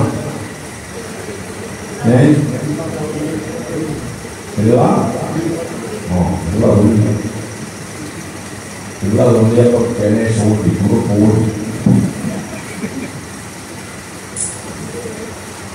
അപ്പന്മാരുടെ വലിയ പ്രശ്നമായിട്ട് നമ്മളെ ഒന്ന് ഫോണും പാലൊക്കെ അറിയത്തുള്ളൂ. ഒന്ന് ഏതോ ചെയ്ത് വായിക്കണം, അല്ലെങ്കിൽ വായിക്കാനിരിക്കണം. നമ്മുടെ വിചാരം നിറഞ്ഞാലാണ് കൊള്ളാമെന്ന്. ഏതോ സാധിക്കും ഇരിക്കുന്നവർ തുള്ളുന്ന നല്ല തുള്ളൽ. ഉമ്മറപ്പള്ളിയുടെ അടിസ്ഥാനം നടത്തിരിക്കുന്നത് ജനിക്കുന്നവർ വിളിക്കുന്നതല്ല. കാരണം വിളിക്ക വന്നാൽ തുള്ളിയോ. ഈ നിറഞ്ഞാൽ ഉടനെ തുള്ളണമെന്നില്ല. തുള്ളി കഴിഞ്ഞാണ് പറയുന്നത്. കേരളത്തിൽ അങ്ങനെയാണ് ജീവിക്കുന്നത്. തുള്ളി കഴിഞ്ഞാണ് പറയുന്നത്. നിറഞ്ഞതിന്റെ ലക്ഷണം എന്താണെന്നറിയാമോ? എലിസബത്ത് വിളിച്ചു പറഞ്ഞു, മോളെ നീ അനുഗ്രഹിക്കപ്പെട്ടവൾ.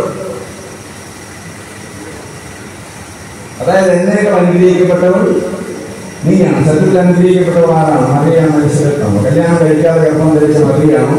ദീർഘനാളുകളെ ആത്മഹത്യ ഗർഭം ധരിച്ച എലിസബത്താണോ അനുഗ്രഹിക്കപ്പെട്ടവൾ? മാനുഷ്യമായ ചിന്ത എലിസബത്താണ്. പക്ഷേ പരിശുദ്ധാത്മാവ് നിയന്ത്രണമായിട്ടപ്പോൾ മാനുഷ്യ ചിന്ത മാറി പറഞ്ഞു, മോളെ നീയാണ് എന്നേക്കാൾ അനുഗ്രഹിക്കപ്പെട്ടവൾ. ഇതാണ് പരിശുദ്ധാത്മാവിന്റെ നിറവ്. ഒന്നുകൂടെ പറഞ്ഞു, നിന്റെ ഗർഭഫലവും എന്ന് പറഞ്ഞാൽ എന്റെ കുഞ്ഞിനേക്കാൾ അനുഗ്രഹിക്കപ്പെട്ടത്. ഏതേലും അമ്മമാര് കുട്ടമ്പുഴയുടെ ചരിത്രത്തിൽ പറഞ്ഞിട്ടുണ്ടോ? എന്റെ കുഞ്ഞിനേക്കാൾ അനുഗ്രഹിക്കുന്ന കുഞ്ഞാണ്. അങ്ങനെയുണ്ടോ? തമിഴ് മാത്രം നാട്ടുകാരെയും പറയത്തില്ല, വൈകേരെയും പറയത്തില്ല, പുയ്യമ്പുഴയും പറയത്തില്ല, എറണാകുളക്കാരുടെയും പറയത്തില്ല. നമ്മുടെ പിള്ളേരെ പരിശുദ്ധാത്മാവ് നിറഞ്ഞെങ്കിൽ മാത്രമേ എന്റെ കുഞ്ഞിനേക്കാൾ മേടിക്കുന്ന എന്റെ കുഞ്ഞാണെന്ന് പറയാൻ പറ്റത്തുള്ളൂ. സൺഡേ സ്കൂൾ മത്സരം നടക്കുന്ന അച്ഛന്മാർക്ക് പോകാം.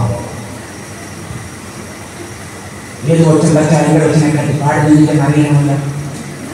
എന്റെ കൊച്ചു പാവാടെ കുറിച്ചോന്നും പാടുന്ന കേൾക്കുന്നില്ല. സ്കൂളിലാണെങ്കിൽ ഇല്ല വരുമ്പോൾ പള്ളിയിൽ ഞങ്ങൾ സഭ മാറും. കൊച്ചിൻ സെക്കൻഡായി സഭ മാറും. നമ്മളെ കുഞ്ഞ് വിളിക്കുകയാണെങ്കിൽ അതിനേക്കാൾ തള്ളിക്കൊണ്ടേ സമ്മാനം തരാൻ പറ്റുമോ? അപ്പൊ എന്റെ കുഞ്ഞിനെക്കാട്ട് വിളിക്കുക നിന്റെ കുഞ്ഞാണെന്ന് പറയുന്നതാണ് പരിശുദ്ധമല്ല. പരിശുദ്ധാത്മാവിന്റെ വലിയ ലക്ഷണം എന്റെ കുഞ്ഞിനേക്കാൾ വിളിക്കുക നിന്റെ കുഞ്ഞാണെന്ന് സമ്മതിക്കുന്നതാണ്. ഞങ്ങൾ മാത്രം പ്രവൃത്തി പോകുന്നത് നിങ്ങളുടെ നരകത്തിൽ വിളവ് വേണമല്ലോ, അതിനുവേണ്ടി വളർത്തിയാണെന്ന് പരിശുദ്ധാത്മാവല്ല. മറ്റുള്ളവരെ അംഗീകരിക്കുന്ന ആത്മാവാണ് പരിശുദ്ധാത്മാവ്. അപ്പോൾ ആ വേദനിക്കുന്ന രണ്ട് അമ്മമാർ നമ്മൾ കണ്ടുമുട്ടിയപ്പോൾ അവർ രണ്ടുപേരും അനുഗ്രഹിക്കപ്പെട്ടു. ഇതാണ് സേവികാ സംഘം. നിങ്ങൾക്ക് സേവികാ സംഘത്തിൽ പാടാണോ ഇഷ്ടം? കുടുംബശ്രീ വേണം.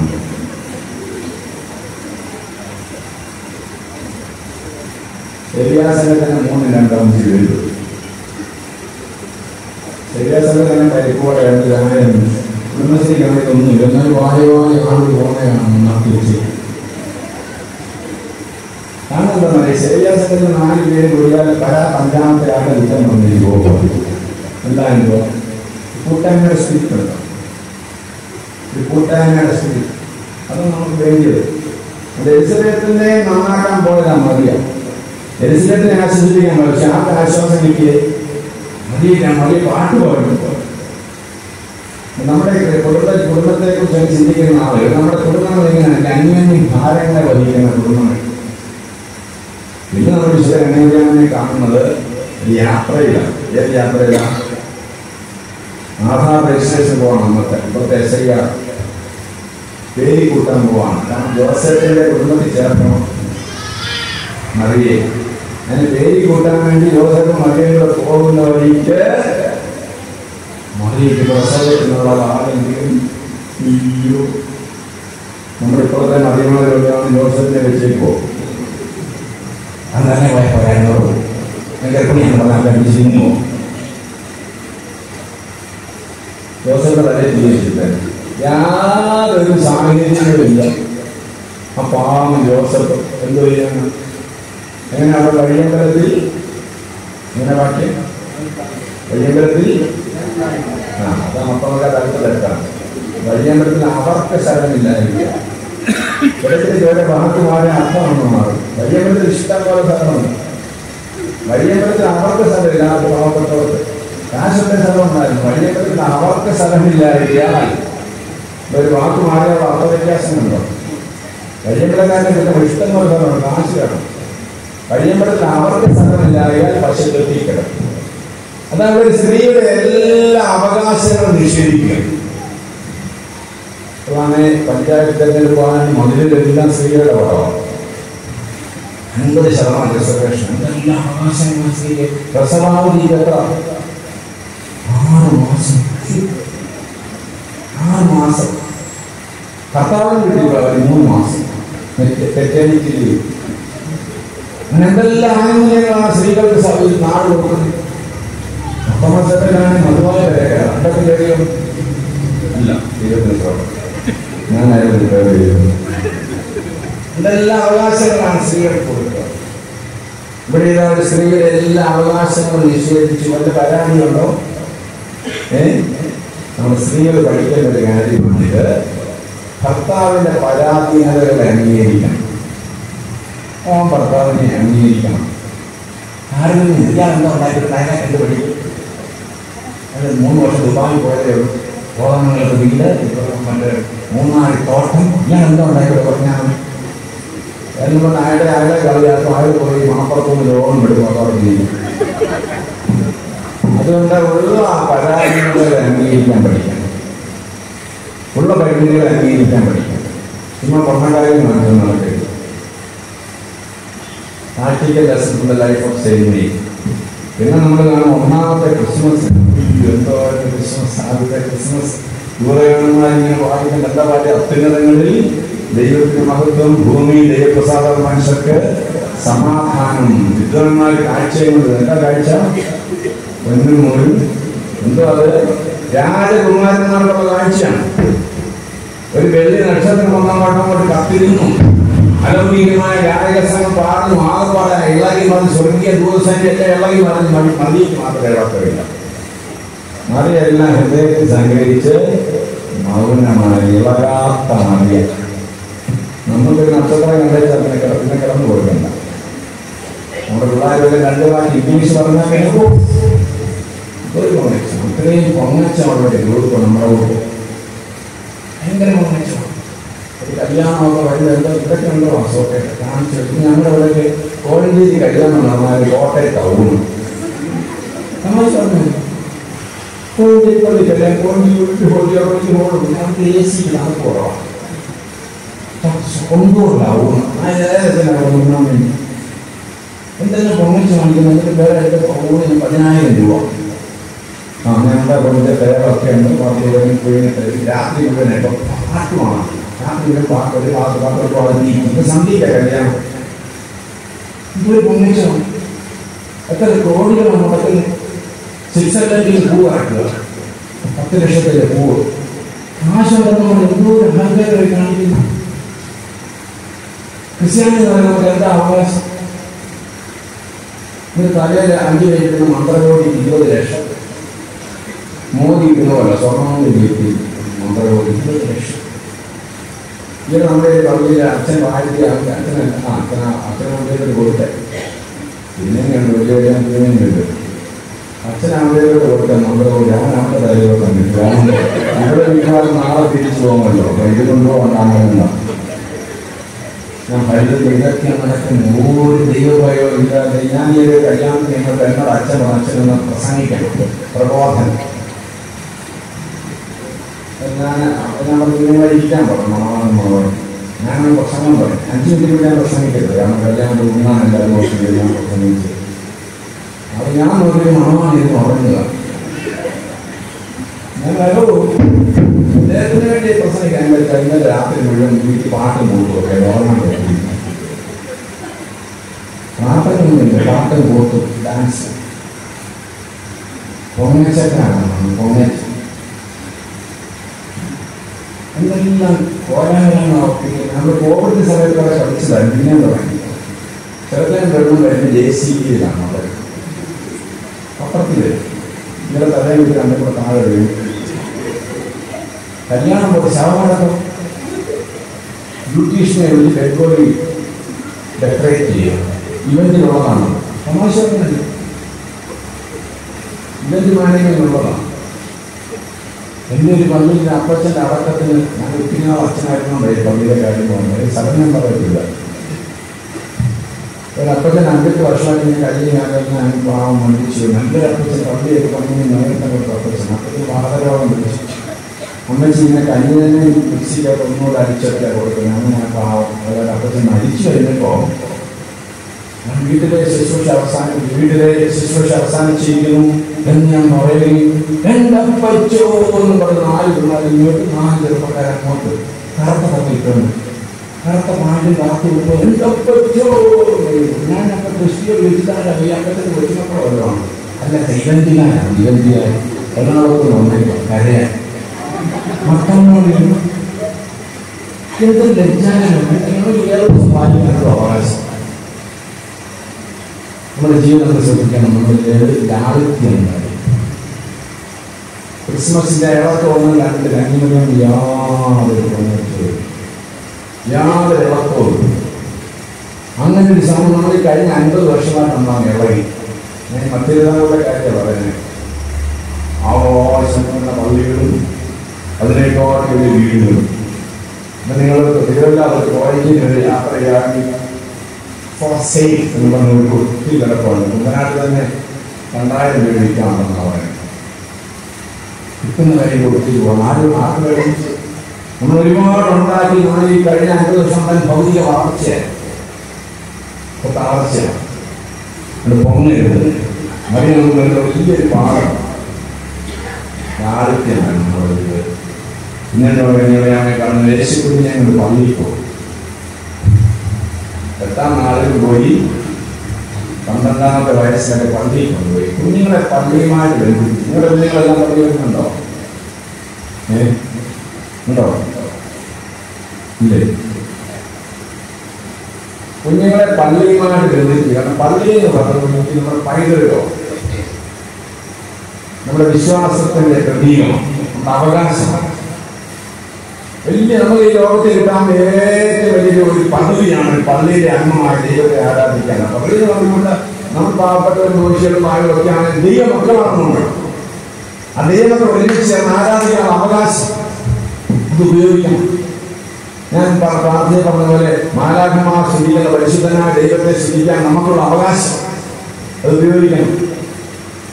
പള്ളിയുമായിട്ട് ബന്ധിപ്പിച്ച് നിർത്തണം. അതിന് യാതൊരു മുടക്കവും വരരുത്. നമ്മുടെ കുഞ്ഞുങ്ങളൊക്കെ പള്ളിയിൽ പോകുന്നു. നിങ്ങൾ ഈ വിദേശത്തൊക്കെ പഠിക്കാൻ പോകുന്ന കുട്ടികൾ പള്ളിയിൽ പോകുന്നുണ്ടോ എന്ന് മാതാപിതാക്കൾ ശ്രദ്ധിക്കാം. അങ്ങനെ അവിടെ ആവുന്നത് ഇവിടെ ആവുന്നത് ഏജിലാവുന്നത് ഈ ചുമ്മാതാണതൊക്കെ പള്ളിയിൽ പോകത്തില്ല. ഞാൻ ഈയിടെ എല്ലാം പോയി ഓസ്ട്രേലിയയിലൊക്കെ പോയി ഒരു 40% കുട്ടികൾ പോലും 20% കുട്ടികൾ പോലും പള്ളിയിലൊന്നും വരിക. പള്ളിയുമായി ബന്ധമില്ല നടക്കുക. അങ്ങനെയല്ല നമ്മുടെ കുഞ്ഞുങ്ങളെ ദൈവവുമായി ദേവാലയവുമായി ബന്ധിപ്പിക്കണം. എല്ലാവരും എൻ്റെ പ്രശ്നം അറിയാം. ഇഷ്ടമുള്ള പോലൊക്കെ വളരും. ഇത് നിങ്ങൾ വായിച്ചോ? നമ്മുടെ പാലാ രൂപതയിലെ തിരുമേനിയെ കാണാൻ പാലാ രൂപതയിലെ ഒരു കത്തോലിക്ക പെൺകൊച്ച് MBBS കഴിഞ്ഞാണ്. MBBS പഠിച്ചുകൊണ്ടിരിക്കുമ്പോൾ ഇതര സമുദായക്കാരനുമായിട്ട് ലൈനായി. ഒരു വീട്ടിലെ ഒറ്റ പെൺകൊച്ചാണ്. വലിയ വീട്ടിലെ പാലാ രൂപതയിലൊക്കെ കത്തോലിക്ക വീട്ടിലെ വലിയ വീട്ടിൽ വെച്ചാണ് ഒരു പെൺകൊച്ച്. അധ്യാപക ദമ്പതികളുടെ മകളാണ്. വലിയ സ്വത്തുകാരാണ്. അപ്പോൾ ഇതര സമുദായക്കാരെ ജീവിക്കാൻ നോക്കിയിരിക്കണം. ചെറുക്കനമായിട്ട് അവനും MBBS ഒന്നും പഠിക്കുന്നതല്ല, പഠിത്തമൊന്നും ഉള്ളതല്ല. ഇനിയിപ്പോൾ അവിടെ അവർക്ക് അവനെ കെട്ടിയേ പറ്റുള്ളൂ. അപ്പോഴോട് അമ്മയോട് നമ്മൾ പറഞ്ഞു. അവരാളുകൾ നോക്കി ഇല്ല അത് മതി അത് മതി അത് മതി എന്നിട്ട് പറഞ്ഞ പിതാവിനെയാണ് കാണുന്നത്. തിരുമേനി ഇപ്പൊ പപ്പ ചോദിച്ചു നീ പോകരുത്, തിരുമേനി പിതാവിനെ കാണാനിലേക്കൊന്ന് കാണണം. ഒരു മാതാപിതാക്കളെ നിങ്ങളെ പാലാ രൂപത്തിലെ തിരുമേനിയെ കാണുന്നുണ്ട്. ഇങ്ങനൊരു കാര്യങ്ങളൊക്കെ പറഞ്ഞു. പറഞ്ഞത് തിരുമേനി അവരോട് പറഞ്ഞു, മോളെ നീ എന്നോട് ക്ഷമിക്കണം. തിരുമേനി പറയാം നീ എന്നോട് ക്ഷമിക്കണം. അപ്പോൾ അവൾ പറഞ്ഞു നീ പിതാവിനോട് പറഞ്ഞത് ഞാനെന്തോ ക്ഷമിക്കണം. ഞാൻ അതേപോലെ മോളെ യേശു ക്രിസ്തു മാത്രമേ രക്ഷകനുള്ളെന്നുള്ള കാര്യം നിന്നെ പഠിപ്പിക്കാൻ എൻ്റെ സഭ മറന്നുപോയി, നിന്റെ കുടുംബം മറന്നുപോയി. അതാ എന്നോട് ക്ഷമിക്കണമെന്നുള്ളത്. എൻ്റെ സഭ, എൻ്റെ കുടുംബം, എൻ്റെ സഭയിലുള്ള കുടുംബം യേശു ക്രിസ്തു മാത്രമേ രക്ഷകനുള്ളൂ പഠിപ്പിക്കാൻ മറന്നുപോയി. അതും ശരിയായി ഇതും ശരിയാണ് പഠിപ്പിച്ചു. അതല്ലേ സംഭവിക്കുന്നത്? യേശു മാത്രമേ രക്ഷകനുള്ളൂ നിങ്ങളെ പഠിപ്പിച്ചിട്ടുണ്ടോ? എല്ലാം ശരിയല്ല. നമുക്ക് ഒരേ ഒരു വഴി മാത്രമേ ഉള്ളൂ പറയാൻ. ധൈര്യം കാണിക്കണം, മാതാപിതാക്കൾ കാണിക്കണം. മാതാപിതാക്കൾ മക്കളെ ആണെങ്കിലാണ് വളർത്തേണ്ടത്. എന്നിട്ട് തിരുമേനി ചോദിച്ചു, മോളെ നിനക്ക് അവനെ ഇങ്ങോട്ട് കൊണ്ടുവരുമോ?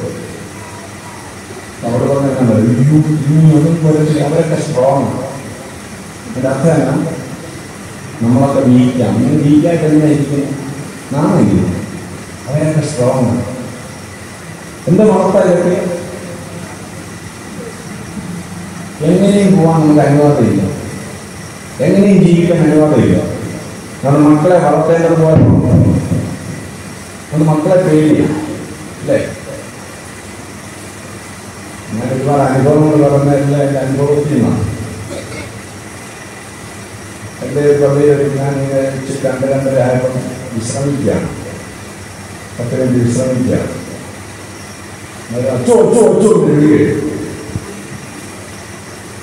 ഞാൻ നോക്കിയപ്പോൾ ഒരു ബൈക്കിൻ്റെ കിടന്നിരിക്കുന്ന ബൈക്കുണ്ടല്ലോ, പുറകിലിരിക്കുന്ന ആളാണ്. പുറകിലിരിക്കുന്ന ആളിങ്ങനെ കിടന്നിരിക്കുന്ന ഒരു ബൈക്ക്, മുന്നിരിക്കുന്ന ആളാണ്. ബൈക്കിൽ അപ്പച്ചൻ വന്നേക്കാണ് എൻ്റെ പള്ളിയിൽ നിന്ന്. ഇന്നലെ ഇരിക്കുന്ന അയൽപക്കത്തെ എഴുതിയെടുക്കണം, ചെറുപ്പക്കാരനാണ്. ഈ അപ്പച്ചൻ അച്ചോ വിളിച്ച് ഞാൻ പറയുന്നത് എന്തോ ശരി ബൈക്കിൽ നിന്ന് പ്രാർത്ഥിക്കണം. ഞാൻ ബൈക്കിൽ തന്നെ പണിയാണ് അല്ല ശരി ബൈക്കിന് വേണ്ടി ഏത് ബൈക്കാത്ത അപ്പച്ചാ ഞാനിത് കൊച്ചുമോന് വേണ്ടി വാങ്ങിച്ചാണ്. കൊച്ചുമോന് വേണ്ടി വാങ്ങിച്ചു ബൈക്ക് വാങ്ങിച്ചു കൊടുക്കാൻ നിൽക്കുന്നത്. ഞാനിത് കൊച്ചുമോൻ എന്തി അങ്ങനെ മുറങ്ങാണ്.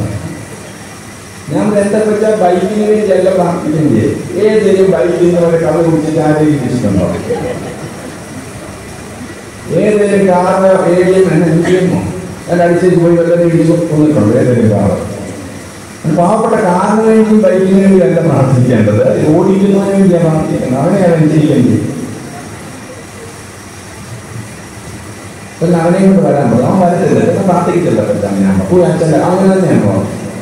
ഈ അപ്പഴേ ഒരു കാലത്ത് എല്ലാവരും എടുത്ത് ഞാങ്ങൾ അപ്പഴേ ബൈക്ക് തന്നെ ഇറക്കി. എന്നിട്ട് അവനോട് അറിയിപ്പ് കൊണ്ടുപോകാൻ പറഞ്ഞു മോനെ, കൊച്ചുമോനെ. എൻ്റെ കർത്താവേ, അവൻ ആ പുറകെ വെച്ചുള്ള രൂപത്തെ കൊണ്ട് ഇങ്ങോട്ട് വന്ന് ഞാൻ പ്രയോഗിച്ച് വരില്ലേ കച്ചിലൂടെ കച്ചി കയറ്റിയിരുന്നത് മുടിയെല്ലാം പിന്നെ ഇങ്ങനെ ചരട് കെട്ടിയേക്കുന്നത് ചരടാണ് നിക്കറാണോ പാണ്ടാണോ ഇട്ടേക്ക് അറിയില്ല എത്ര താഴെ ഒരു വല്ലാത്ത രൂപം. അങ്ങനെ ഞാൻ ബാധിച്ചോളാമേ കൊണ്ടുപോകാൻ എന്തൊരു വളർത്തായിട്ട് മക്കളെ വളർത്താൻ പഠിക്കണം. എങ്ങനെയും മക്കളെ വളർത്താൻ വിടരുത്. 15 വയസ്സ് വരെ പറഞ്ഞാൽ കേൾക്കുന്ന പിള്ളേർ അല്ലേ, അത് കഴിഞ്ഞിട്ട് തിരിഞ്ഞു നിൽക്കും. 15 വയസ്സ് വരെ വളർത്തേണ്ടത് പോലെ വളർത്തണം. അതുകൊണ്ടാണ് പറയുന്നത് നമ്മുടെ ഏറ്റവും വലിയ മിഷൻ ഫീൽഡ് വീടാണ്. ഏറ്റവും വലിയ മിഷൻ. നിങ്ങൾ ദൂരെ എങ്ങും പോയി സീവറായും അമ്പലങ്ങളിലൊന്നും പോകണ്ട. നിങ്ങളുടെ വീട്ടിലാണ് പ്രസംഗിക്കേണ്ടത്. വീട്ടിൽ മക്കളെ വളർത്തണം, ദേവാലയമായി ബന്ധിപ്പിച്ച് നിർത്തണം. അതിൽ മാതാപിതാക്കൾ പരാജയപ്പെടുമ്പോഴാണ് പ്രശ്നമാണ്. കൈവിട്ട് പോയപ്പോൾ വല്ല കാര്യമുണ്ടോ? കൈവിട്ട് പോയിട്ടല്ലേ? നല്ല മാതൃക ഞങ്ങളെ കണ്ടു. പള്ളിയിൽ കൊണ്ടുപോയിട്ട് തിരിച്ചു വന്നപ്പോൾ കുഞ്ഞിനെ കണ്ടില്ല. രണ്ടാമത്തെ റെസിഡന്റ് പോയി തിരിച്ചു വന്നപ്പോൾ കുഞ്ഞിനെ കണ്ടില്ല. ഇന്നലെ എന്താ വിചാരിച്ചേ? ബന്ധക്കാരോടൊക്കെ കാണും. അമ്മാവൻ്റെ കൂടോ അമ്മാവൻ്റെ കൂടോ അമ്മാച്ചൻ്റെ കൂടോ ഇപ്പോൾ അങ്ങനെ ഇരിക്കുമോ? നിങ്ങൾക്ക് ആർക്കെങ്കിലും അമ്മാച്ചൻ്റെ ഫോൺ നമ്പർ അറിയാമോ? തെങ്ങേ കയറുന്ന അങ്കിളിൻ്റെ, നീന്താൻ അങ്കിളിൻ്റെ, പത്രക്കാൻ അങ്കിളിൻ്റെ ഒക്കെ ഫോൺ നമ്പറുണ്ട്. ഉപ്പാപ്പൻ്റെ നമ്പറുണ്ടോ ഫോണിൽ? മാവൻ്റെ നമ്പറുണ്ട്? ഇല്ല. ഒരു ബന്ധുവും പണ്ടൊക്കെ എൻ്റെ ബന്ധം ഉണ്ടായിരുന്നു. അത് കാണുള്ളൂന്ന് വിചാരിച്ചു. പക്ഷെ 3-ാമത്തെ ദിവസം നോക്കിയിട്ട് കണ്ടില്ല. ഇന്നലെ എവിടെ അന്വേഷിച്ചു പോയത്? ഇപ്പം നിങ്ങളുടെ മോനെ കാണാതെ നിങ്ങളുടെ അന്വേഷിച്ചു പോകും. ഇനി മറ്റന്നാളിൽ പോകും അല്ലേ, KFC പോകും. അവനെവിടെ കാണും, അവിടെ കാണാൻ സാധ്യത വളർത്താൻ വേണ്ടി പള്ളിയിലാരും അന്വേഷിച്ചു പോകും. അങ്ങനെ കാണാൻ സാധ്യതയുള്ള മേഖലകളുണ്ട്. അപ്പൊ യേശു കുഞ്ഞിനെ അവർക്കറിയാം, യേശുവിനെ അവർക്കറിയാം. എൻ്റെ കുഞ്ഞ് ഇരിക്കേണ്ടതൊക്കെ എവിടെ? അത് ദേവാലയം. ദേവാലയത്തിൽ ചെന്നു. മതി ചോദിച്ചു. എന്താ ചോദിച്ചേ? നീ പറയത് കഴിയില്ലേ, തെറ്റിയാലോ? എങ്ങനെ എന്താ ചോദിച്ചേ? മോനെ ഞങ്ങളോടല്ല ഈ ചെയ്തത്. പിന്നെന്താ പറഞ്ഞേ? നിന്റെ അപ്പനും ഞാൻ. അപ്പൊ ഞാൻ നിന്റെ അപ്പൻ വന്നാണോ? അപ്പന് കൊടുക്കേണ്ട പ്രാധാന്യം തക്ക സമയത്ത് കൊടുത്തിരിക്കണം അമ്മമാർ. അപ്പൻ ആശാരിയൊക്കെയാണ്. ഇത്രയും വിദ്യാഭ്യാസമൊന്നും ഇല്ലേ. കുഞ്ഞുങ്ങളുടെ മുമ്പിൽ വെച്ച് അപ്പനെ ഒരിക്കലും വികടിപ്പിക്കാൻ. എൻ്റെ അപ്പനും ഞാനും. ഇപ്പോഴാണ് റേഷൻ കാർഡൊക്കെ അമ്മമാരുടെ പേരിലാണെങ്കിലും കേരളത്തിലെ സംസ്കാരം അനുസരിച്ച് ഗ്രഹനായകനാരാണ്? ഇതുവരെ അപ്പൻ തന്നെയാണ്. അപ്പനെ ഒരിക്കലും വികടിപ്പിക്കാനില്ല. ചില വീട്ടിൽ അപ്പന്മാർ പുറകിൽ അമ്മമാർ മുമ്പിലുമാണ്. അതെന്ത് കുഴപ്പമൊന്നുമറിയാമോ? കല്യാണം കഴിക്കാൻ നേരത്ത് അച്ഛൻ ഈ മാവാട്ടി അനുഭവിച്ച് മുന്നേ നിർത്തി. അതെന്തിനാണ്? അത് മിന്നി വെക്കാൻ നിർത്തിയെന്നേ ഉള്ളൂ. സൗകര്യത്തിന് പുറകിൽ പോകണം. ചില അമ്മ ഒരു മുമ്പിലിരിക്കുന്നത് അങ്ങനെ പുറകോട്ട് പോകില്ല. അത് ഒരുമലയുടെ വിജയിച്ചിന് ഏറ്റവും അത്യാവശ്യം നിരന്ന് പാലിക്കണം. എൻ്റെ അമ്മയെ എൻ്റെ അപ്പനും ഞാനും അവരുടെ ശരിയാണല്ലോ ഓർക്കുന്നില്ല. നിങ്ങളുടെ വീട്ടാണല്ലോ. അപ്പൊ അവിടെ നിന്ന് യേശു വന്നിട്ട് രണ്ടുപേരെ അനുസരിച്ച് ദൈവത്തിന്റെയും മനുഷ്യരെയും, ദൈവത്തോട് മാത്രം പോരാ, കുഞ്ഞുങ്ങളെ പോരാ, മനുഷ്യരുടെ കൃപയും വേണം. അതായത് ആത്മീയ ബന്ധം മാത്രം പോരാ, സാമൂഹിക ബന്ധവും വേണം കുഞ്ഞുങ്ങളെ പോരാ. അങ്ങനെ യേശു വാങ്ങും. പിന്നെ നമ്മൾ കല്യാണത്തിനെ കാണുന്ന പ്രധാനപ്പെട്ട സ്ഥലമാണ് കാനാവിലെ കല്യാണ വീട്. ഏത് കാനാവാണ്? പറഞ്ഞു വിളിച്ചത് ഏത് കാനാവാണ്? ഗലീലയിലെ കാനാവ്. എന്തിനാണ് പറയുന്നത്? വേറെ കാനാവുണ്ട്. പക്ഷെ ഗലീലയിലെ കാനാവ് ഒരിക്കലും വീഞ്ഞ് പോരാതെ വരാൻ പാടില്ല. കാരണം ഇവിടെ എല്ലാ വീട്ടിലും മുന്തിരിയാണെന്ന് ചക്കുണ്ട്. മുന്തിരി വീഞ്ഞൊഴുകുന്ന നാടാണ് അവിടെയാണ് വീഞ്ഞ് പോരാതെ വന്നത്. അപ്പോൾ സമൃദ്ധിയുടെ നടുവിലും പോരായ്മ വരും. നമ്മളത് പ്രളയത്തിന് കണ്ടതില്ലേ അല്ലേ? കോവിഡിന് കണ്ട് എല്ലാ കയ്യിലുണ്ടെങ്കിലും ഒന്നും ഇല്ലാത്ത അവസ്ഥ. അത് മനുഷ്യ ജീവിതത്തിൽ സംഭവിക്കാം. അതായത് എന്താ? കന്യാനദിയാണ് ആ കല്യാണ വീട്ടിലുണ്ടായിരുന്നു.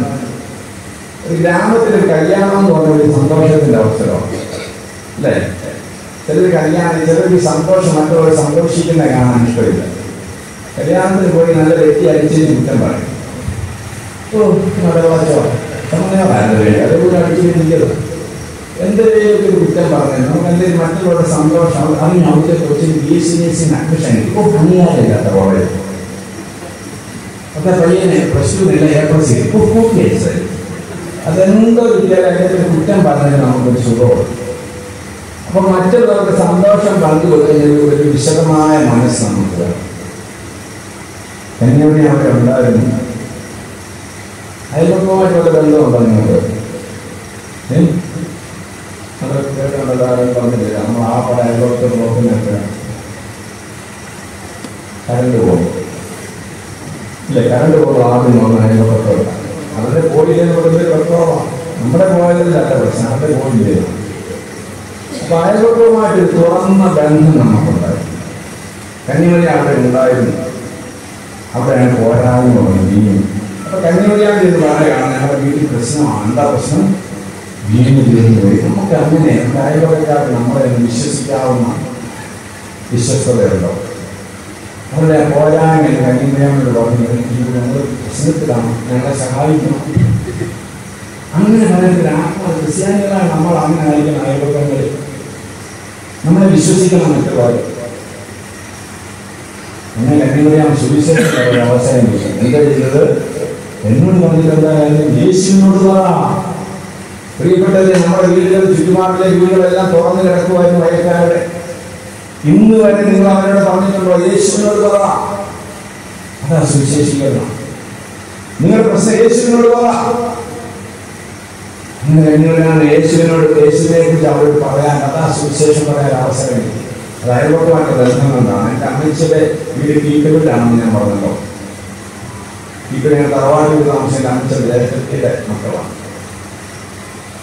അടുത്ത ബാലൻപിള്ള എന്ന് പറഞ്ഞാൽ ഞങ്ങളുടെ എൻ്റെ അമ്മച്ചിയുടെ ദേശത്തിന്റെ മകൻ ബാലൻചേട്ടൻ 2016 മരിച്ചു. KSCBയിലെ ഉയർന്ന ഉദ്യോഗസ്ഥനായിരുന്നു. അദ്ദേഹം മരിച്ചുപോയി. മരിച്ചപ്പോൾ അദ്ദേഹത്തെ കാണാൻ ഞാനും എൻ്റെ അപ്പച്ചൻ എൻ്റെ സിസ്റ്ററും എല്ലാം കൂടെ പോയി. ഇപ്പം ഞങ്ങളുടെ വീട്ടിൽ വലിയ സ്വീകരണമാണ്, ഒരു പ്രശ്നമില്ല, എതിർപ്പൊന്നുമില്ല, വലിയ സ്നേഹമാണ്. ഞാനാണ് ഞങ്ങളുടെ അപ്പച്ചൻ്റെ വഴിയായിട്ടുള്ള അമ്മച്ചിയുടെ വഴിയായിട്ടുള്ള വീടുകളിൽ ഞാൻ പറഞ്ഞതിനപ്പുറമായിരിക്കും വലിയ സ്വീകരണമാണ്. അമ്മച്ചിയുടെ വീട്ടിൽ ഞങ്ങളുടെ വിദേശം തെക്കോടി കാണാൻ ചെന്നപ്പോൾ ആ കീപ്പറിലുള്ള ചുറ്റുപാടുള്ള ഓടലുകാര്, മലമണ്ണത്തുകാര്, വലിയകാലായക്കാർ, മുണ്ടത്താക്കാർ, നായന്മാരും നമ്മുടെ സ്വന്തക്കാരാണ്. ഇത് ഒത്തിരി അമ്മൂമ്മമാർ വന്നിട്ടുണ്ട്. അവരെല്ലാവരും കൂടി അതിനെ കെട്ടിപ്പിടിച്ചുമ്പോഴൊക്കെ നെപ്പായിട്ടുണ്ടാവുകയല്ല. ഇതോരെ അമ്മൂമ്മ എന്നോട് പറഞ്ഞ് ബാലകൻ ഞാൻ ഇവിടെ പറയാറുണ്ട്. അവരമ്മൂമ്മ പറയാം, എൻ്റെ മോനെ പണ്ടൊക്കെ ആയിരുന്നെങ്കിൽ നമ്മുടെയൊക്കെ വീടുകളിൽ രോഗവും ദുഃഖം പ്രയാസം വരുമ്പോൾ ഈ മാർത്തമക്കളിലെ ആളുകൾ വന്ന് പാടുകയും പ്രാർത്ഥിക്കുകയും ചെയ്യുമ്പോൾ വലിയൊരു ആശ്വാസമാണ്. ഇപ്പോൾ ഒരെണ്ണം വേറെ ഞാൻ കരഞ്ഞു. മാർത്തമാസയുടെ അച്ഛനാണ് ഞാൻ. സുവിശേഷീകരിക്കാൻ വിളിച്ചു വേദിക്കുന്ന ഒരു സഭയാണ് മാർത്തമാ സഭ. അങ്ങനെ പണ്ടൊക്കെ ഇവർ വരികയും പാടുകയും പ്രാർത്ഥിക്കുകയും ചെയ്യും. നമുക്ക് വലിയൊരു ആശ്വാസമായി. ഒരെണ്ണമായിട്ടില്ല. അത് നിങ്ങൾ കണ്ടു ചെയ്യും. ഇന്ന് വരെ കേരള പറഞ്ഞിട്ടുണ്ടോ? ആരെയും വീടുകളെല്ലാം തുറന്നു കിടക്കുകയായിരുന്നു. പക്ഷെ നമ്മൾ ഉപയോഗിച്ചില്ല. നമ്മുടെ നമ്മളിലേക്ക് തന്നെ ചുരുങ്ങുന്ന മിഷണറി സമൂഹം അല്ലാതായി. അതാ വടക്കേണ്ടിലെ പള്ളികളൊക്കെ നിന്നുപോയി. പിന്നെ അടുത്ത് കൂടി കിട്ടുന്നത് ഇങ്ങോട്ടിരുന്നു. അപ്പോൾ യേശുവിനെ കുറിച്ച് പറഞ്ഞില്ല, പറയാൻ അവസരം ഉപയോഗിച്ചില്ല. പ്രിയപ്പെട്ട ഈ പ്രദേശത്ത് നിങ്ങളെ വിളിച്ചിരിക്കുക. ഇവിടെ വേറെ ആരെങ്കിലും സുവിശേഷം അറിയിക്കില്ല. നിങ്ങൾ നിങ്ങളുടെ അയൽപക്കങ്ങളോട് സുവിശേഷം പറയണം, അങ്ങനെ ജീവിച്ച് കാണിക്കണം. നിങ്ങളെ വിശ്വസ്തരെ തരണമല്ലോ. അതൊക്കെ ഈ കൺവെൻഷനുകൾ നടക്കേണ്ടത്. നിങ്ങൾ മാത്രം സ്വർഗത്തിൽ പോയ പോലെ കർത്താവിന്റെ വരവിനെ നിങ്ങൾ മാത്രം കണ്ടാൽ പോലെ നിങ്ങൾ അയൽക്കാരെ നിങ്ങളോട് ചോദിക്കും. എന്നറിയാം യേശുവിനോട് പറ. അതുകൊണ്ട് എന്താ സംഭവിച്ചത്? അവിടെ വലിയ ആദ്യത്തെ അർത്ഥം നമ്മുടെ വീട്ടിലാണ്. അടയാളങ്ങളുടെ ആരംഭമായി ഉദാഹരണം ദൈവനാമം മഹത്വപ്പെടും. അത്ഭുതം അടയാളം എന്ന് പറഞ്ഞ മരിച്ച രോഗികൾ പുറത്തെ യാത്ര മാത്രമല്ല, അതുകൊണ്ട് ദൈവനാമം മഹത്വപ്പെടണം. ഈ അങ്ങനത്തെ നാമമല്ല മഹത്വപ്പെട്ടത്. ദൈവനാമം മഹത്വപ്പെടുന്ന അത്ഭുതത്തിൽ പങ്കാളികളാകാൻ നമുക്ക് സാധിക്കണം. നമ്മളെ കൊണ്ട് പറ്റും. എങ്ങനെ പറ്റും? ഈ ദൈവനാമം മഹത്വം പങ്കാളിയാകാണ് ദേവസ്ഥാപന കുടുംബമുണ്ട്. അതായത് നമ്മുടെ ചുറ്റുപാടുകളിൽ ഇപ്പം നിങ്ങളുടെ അടുത്ത ഹരിജൻ കോളനി ഉണ്ടെങ്കിൽ അത് ഇടിഞ്ഞു കൊണ്ടു കിടക്കുന്ന ഒരു വീടുകളാണ്. ആ വീട്ടിലെ അപ്പൻ കള്ളു കുടിച്ച് ഉടൽ കുടിയാണ് മരിച്ചത്. അവിടെ ഒരു അമ്മയിൽ രണ്ട് പെൺമക്കളുണ്ട്. വലിയ കഷ്ടപ്പാടാണ്. അവിടുത്തെ ഒരു കുറച്ച് ഈ വർഷം കോടമംഗലത്തുനിന്ന് പഠിച്ച് പ്ലസ് ടു വരുന്ന A+ ജയിച്ചു. അതിനെ നിങ്ങൾ നേഴ്സിംഗിന് വിടണം. ഇപ്പോൾ വലിയ തുകയൊന്നും നടക്കുന്നത് നേഴ്സിംഗിന് ഒരു ഫുൾ തുക കൊടുക്കണം. ഇടിഞ്ഞു പൊളിഞ്ഞ് കിടക്കുന്ന ആ വ്യക്തികൾ നേഴ്സിംഗ് പഠനം കഴിഞ്ഞ് IELTS ഒക്കെ പഠിച്ച് ന്യൂസിലൻഡിൽ പോയി 4 വർഷം ജോലി ചെയ്ത് കഴിയുമ്പോൾ ഈ ഇടിഞ്ഞു പൊളിഞ്ഞ് കിടക്കുന്ന വീടിൻ്റെ അവിടെ ഒരു വീട് കൊടുക്കും, നല്ല വീട്. അപ്പൊ അതിലെ പോകുന്നവരൊക്കെ പറയാം അത്ഭുതമായിരിക്കുമല്ലോ. ആരാ അത്ഭുതം ചെയ്ത്? ദൈവമല്ല, നിങ്ങളാണ്. നമ്മുടെ ഇടവകയാണ്. നമ്മളെല്ലാം ദൈവത്തിന് വിട്ടുകൊടുത്തിരിക്കുക. ദൈവം എവിടെ കാട്ടും? ദൈവം മനുഷ്യരെ കൂടാണ് അത്ഭുതം ചെയ്യിക്കുന്നത്. ദൈവനാമം അതിലെ പോകുന്നവരെല്ലാം ദൈവത്തിന് നന്ദി പറഞ്ഞേ പോകത്തുള്ളൂ. അങ്ങനെയുള്ള ഇടവകയായി മാറണം. നമ്മൾ മാത്രം ജീവിച്ച പോലെ. പിന്നീട് അവസാനമായിട്ട് കന്യാമറിയാമിനെ കാണുമ്പോൾ കാൽവരിയുടെ ചുമട്ടില്ല. കന്യാമറിയാം ഒരിക്കലും കാൽവരി ക്രൂശിനെ ഭയന്നില്ല. കന്യാമറിയാമിനോട് പറഞ്ഞാൽ ഹൃദയത്തിലൊരു വാള് കിടക്കും. അന്ന് മുതൽ അതിനുവേണ്ടി പ്രിപ്പയർ ചെയ്യായിരുന്നു കന്യാമറിയാം. തന്റെ പ്രിയപ്പെട്ട മകൻ അല്ലെ, 5 ആൺമക്കളായിരുന്നു കന്യാമറിയാമുള്ളത്. 5 ആൺമക്കളിൽ മൂത്തവനാണ് യേശു. പെൺമക്കളുണ്ടായിരുന്നു. മൂത്ത മകൻ 33-ാമത്തെ വയസ്സ് നിറയൗവനത്തിൽ ലോകത്തിലെ ഏറ്റവും ഭീകരമായ രീതിയിൽ ക്രൂശിക്കപ്പെടുമ്പോൾ അതിന് സാക്ഷ്യം വഹിക്കാൻ വിശുദ്ധ കന്യാമറിയാം ലോകത്തിലുണ്ടായിരുന്നു. ക്രൂശിന് ഇറങ്ങി വരാൻ കന്യാമറിയാം പറഞ്ഞില്ല. ഇറങ്ങി വരാൻ പറഞ്ഞില്ല, വരാൻ ആഗ്രഹിച്ചില്ല. കന്യാമറിയാമിന് അറിയായിരുന്നു ഈ കുരിശല്ല അവസാനം, ഇതിനപ്പുറത്തെ ഉയർത്തെഴുന്നേൽപ്പുണ്ട്. ഇത് നമ്മൾ വിശ്വസിക്കണം. ഈ നിരാശ ബാധിച്ച ലോകത്തിൽ ഈ കുരിശ് കൊണ്ട് തീരത്തില്ല, ഇതിനപ്പുറത്ത് ഉയർത്തെഴുന്നേൽപ്പുണ്ട്. അത് നമ്മുടെ മക്കളെ പഠിപ്പിക്കണം. മാർത്തോമാക്കാർ കുരിശിനെ ആരാധിക്കുന്നവരല്ല.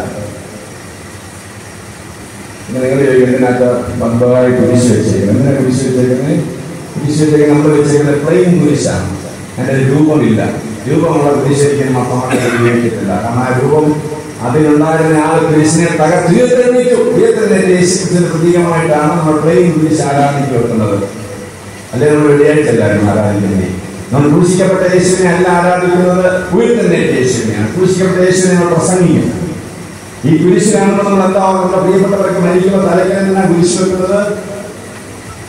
ഭൂതത്തെ ഓടിക്കാനല്ല. എന്റെ കടലിൽ മരിച്ചു കിടക്കുന്ന അപ്പച്ചനല്ല എന്റെ പ്രിയപ്പെട്ട ഭാര്യ, എന്റെ കുഞ്ഞ്. യേശു കുരിശിനെ ഉയർത്തെഴുന്നേറ്റതോടെ ഉയർത്തെഴുന്നേൽക്കുന്ന പ്രത്യാശയായിട്ടാണ് നമ്മൾ കുരിശ്. ഈ പ്രത്യാശ നിറയണം. ലോകം മുഴുവൻ നിരാശപ്പെടുന്ന അനുഭവങ്ങളാണ്, നിരാശപ്പെടുന്ന വാർത്തകളാണ്. അതിന്റെ മധ്യത്തിൽ ഉയർത്തെഴുന്നേൽപ്പുണ്ട്. ഉയർത്തെഴുന്നേൽപ്പിന് ശേഷം കർത്താവിന്റെ യുഗമായ ഒരു വാസമുണ്ട്. പ്രത്യാശിക്കണം. ആ പ്രത്യാശ നിറഞ്ഞെങ്കിലേ ഓരോ ദിവസവും വിജയകരമായി ജീവിക്കാൻ സാധിക്കും. ആ പ്രത്യാശങ്ങളുണ്ടോ? ഇന്നലെ ഞാൻ വാഹനത്തിലൂടെ എങ്ങോട്ടാണ് യാത്ര? ഇന്ന് മരിച്ചാൽ പോയി, ഇന്ന് മരിച്ചാൽ നിത്യത എവിടെ കഴിയും? വേദപുസ്തകത്തിലെ ചോദ്യം, എന്റെ ചോദ്യമല്ല. നിന്റെ നിത്യത എവിടെ കഴിയും? യേശുക്രിസ്തുവിന്റെ വരവെങ്കിൽ എതിരേൽക്കുന്നത് കൂടുതൽ ഞാനും ഉണ്ടാവും എന്ന പ്രത്യാശ നിറയുന്നുണ്ട്. അതിനെ യോഗം നടത്തുന്നത് കുരിശിനെ പ്രാർത്ഥിക്കുന്ന യേശു സ്വർഗ്ഗാരോഹണം ചെയ്ത യേശു വീണ്ടും വരും. ഏതോ കർത്താവിനെ ഞാൻ വരും, നിങ്ങൾക്കായി സ്ഥലം ഒരുക്കാൻ പോകുന്നതാണ്. കർത്താവ് ഒരുക്കുന്ന സ്ഥലത്തിന് യോഗ്യരായി തീരാനാണ് നമ്മളെ തന്നെ ക്രമീകരിക്കുന്നത്. ജോൺ പോൾ 2 മാർപ്പാപ്പ തിരുമേനിയുടെ പത്രസമ്മേളനത്തിൽ വെച്ച് രാവിലെ 11 മണിക്ക് വത്തിക്കാൻ സിറ്റി പത്രസമ്മേളനം നടക്കുകയാണ്. വത്തിക്കാൻ കൊട്ടാരത്തിൽ ഒരു പ്രഗത്ഭനായ പത്രക്കാരൻ ചോദിച്ചു, തിരുമേനി ഇപ്പം മരിച്ചാൽ എന്ത് ചെയ്യും? വയോധികനായ ബിഷപ്പിനോട് ചോദിക്കാം. മറ്റു കാര്യങ്ങൾ പറഞ്ഞാൽ ഇപ്പം മരിച്ചാൽ എന്ത് ചെയ്യും? പേടിക്കുന്നുണ്ടാ ചോദിച്ചത്. തിരുമേനി പുഞ്ചിരിച്ചു മറുപടി പറഞ്ഞു, സഹോദര, ഇന്നത്തെ പ്രഭാത ഭക്ഷണം ഞാൻ കഴിച്ചത് വത്തിക്കാൻ കൊട്ടാരത്തിൽ നിന്നാണ്. പത്രക്കാരൻ ഇപ്പൊ സമയം എന്തുവായി? ഇപ്പൊ 11 മണിയായി. ഇപ്പൊ 11 മണിയാണല്ലോ. ഇപ്പോൾ ഞാൻ മരിച്ചാൽ ഉച്ചഭക്ഷണം യേശുവിനോട് ആയിരിക്കും. ഇതായിരിക്കും നമ്മുടെ മറുപടി. ഇപ്പോൾ ഞാൻ മരിച്ചാൽ ഇന്നത്തെ എന്റെ വൈകിട്ടത്തെ അത്താഴം യേശുവിലൂടെയാണ്. റിയലാണത്, വാസ്തവമാണത്. ഈ കുരിശ് വിളിച്ചു പറഞ്ഞ സന്ദേശം അതാണ്. നിത്യജീവന്റെ സന്ദേശമാണ്, ഉയർപ്പിന്റെ സന്ദേശമാണ്. ഉയർപ്പിന്റെ സാക്ഷ്യം ലഭിക്കുവാനായി ക്രൂശീകരണത്തിന് സാക്ഷ്യം വഹിക്കാൻ കന്യാമറിയാം ഉണ്ടായിരുന്നു. കന്യാമറിയാം അമ്മയാണ്, യേശുവിന്റെ അമ്മയാണ്. കന്യാമറിയാം സഹരക്ഷകരുണ്ടെന്ന് മൊത്തം സാറങ്ങനെ വിശ്വസിക്കുന്നില്ല. നമ്മൾ കന്യാമറിയാമിനെ ആദരിക്കുന്നില്ല, ആരാധിക്കുന്നില്ല. ഒരു ശിശുവിനെ ഏൽപ്പിച്ചു വളർത്താൻ വേണ്ടി യേശുവിനെ ഏൽപ്പിച്ചു ക്രിസ്തുവായിട്ട് വളർത്തി വലുതാക്കി ലോകരക്ഷകനായി, ദൈവത്തിന്റെ ഏകജാതനായി ലോകരക്ഷകനായി കന്യാമറിയാം യേശുവിനെ സമൂഹത്തിൽ തിരിച്ചു നൽകി. പ്രിയപ്പെട്ടവരെ, അതുപോലെ നമ്മളെല്ലാവരും രക്ഷിക്കപ്പെട്ടിരിക്കുന്നു. യേശുക്രിസ്തു രക്തത്താൽ വീണ്ടെടുക്കപ്പെട്ടിരിക്കുന്നു.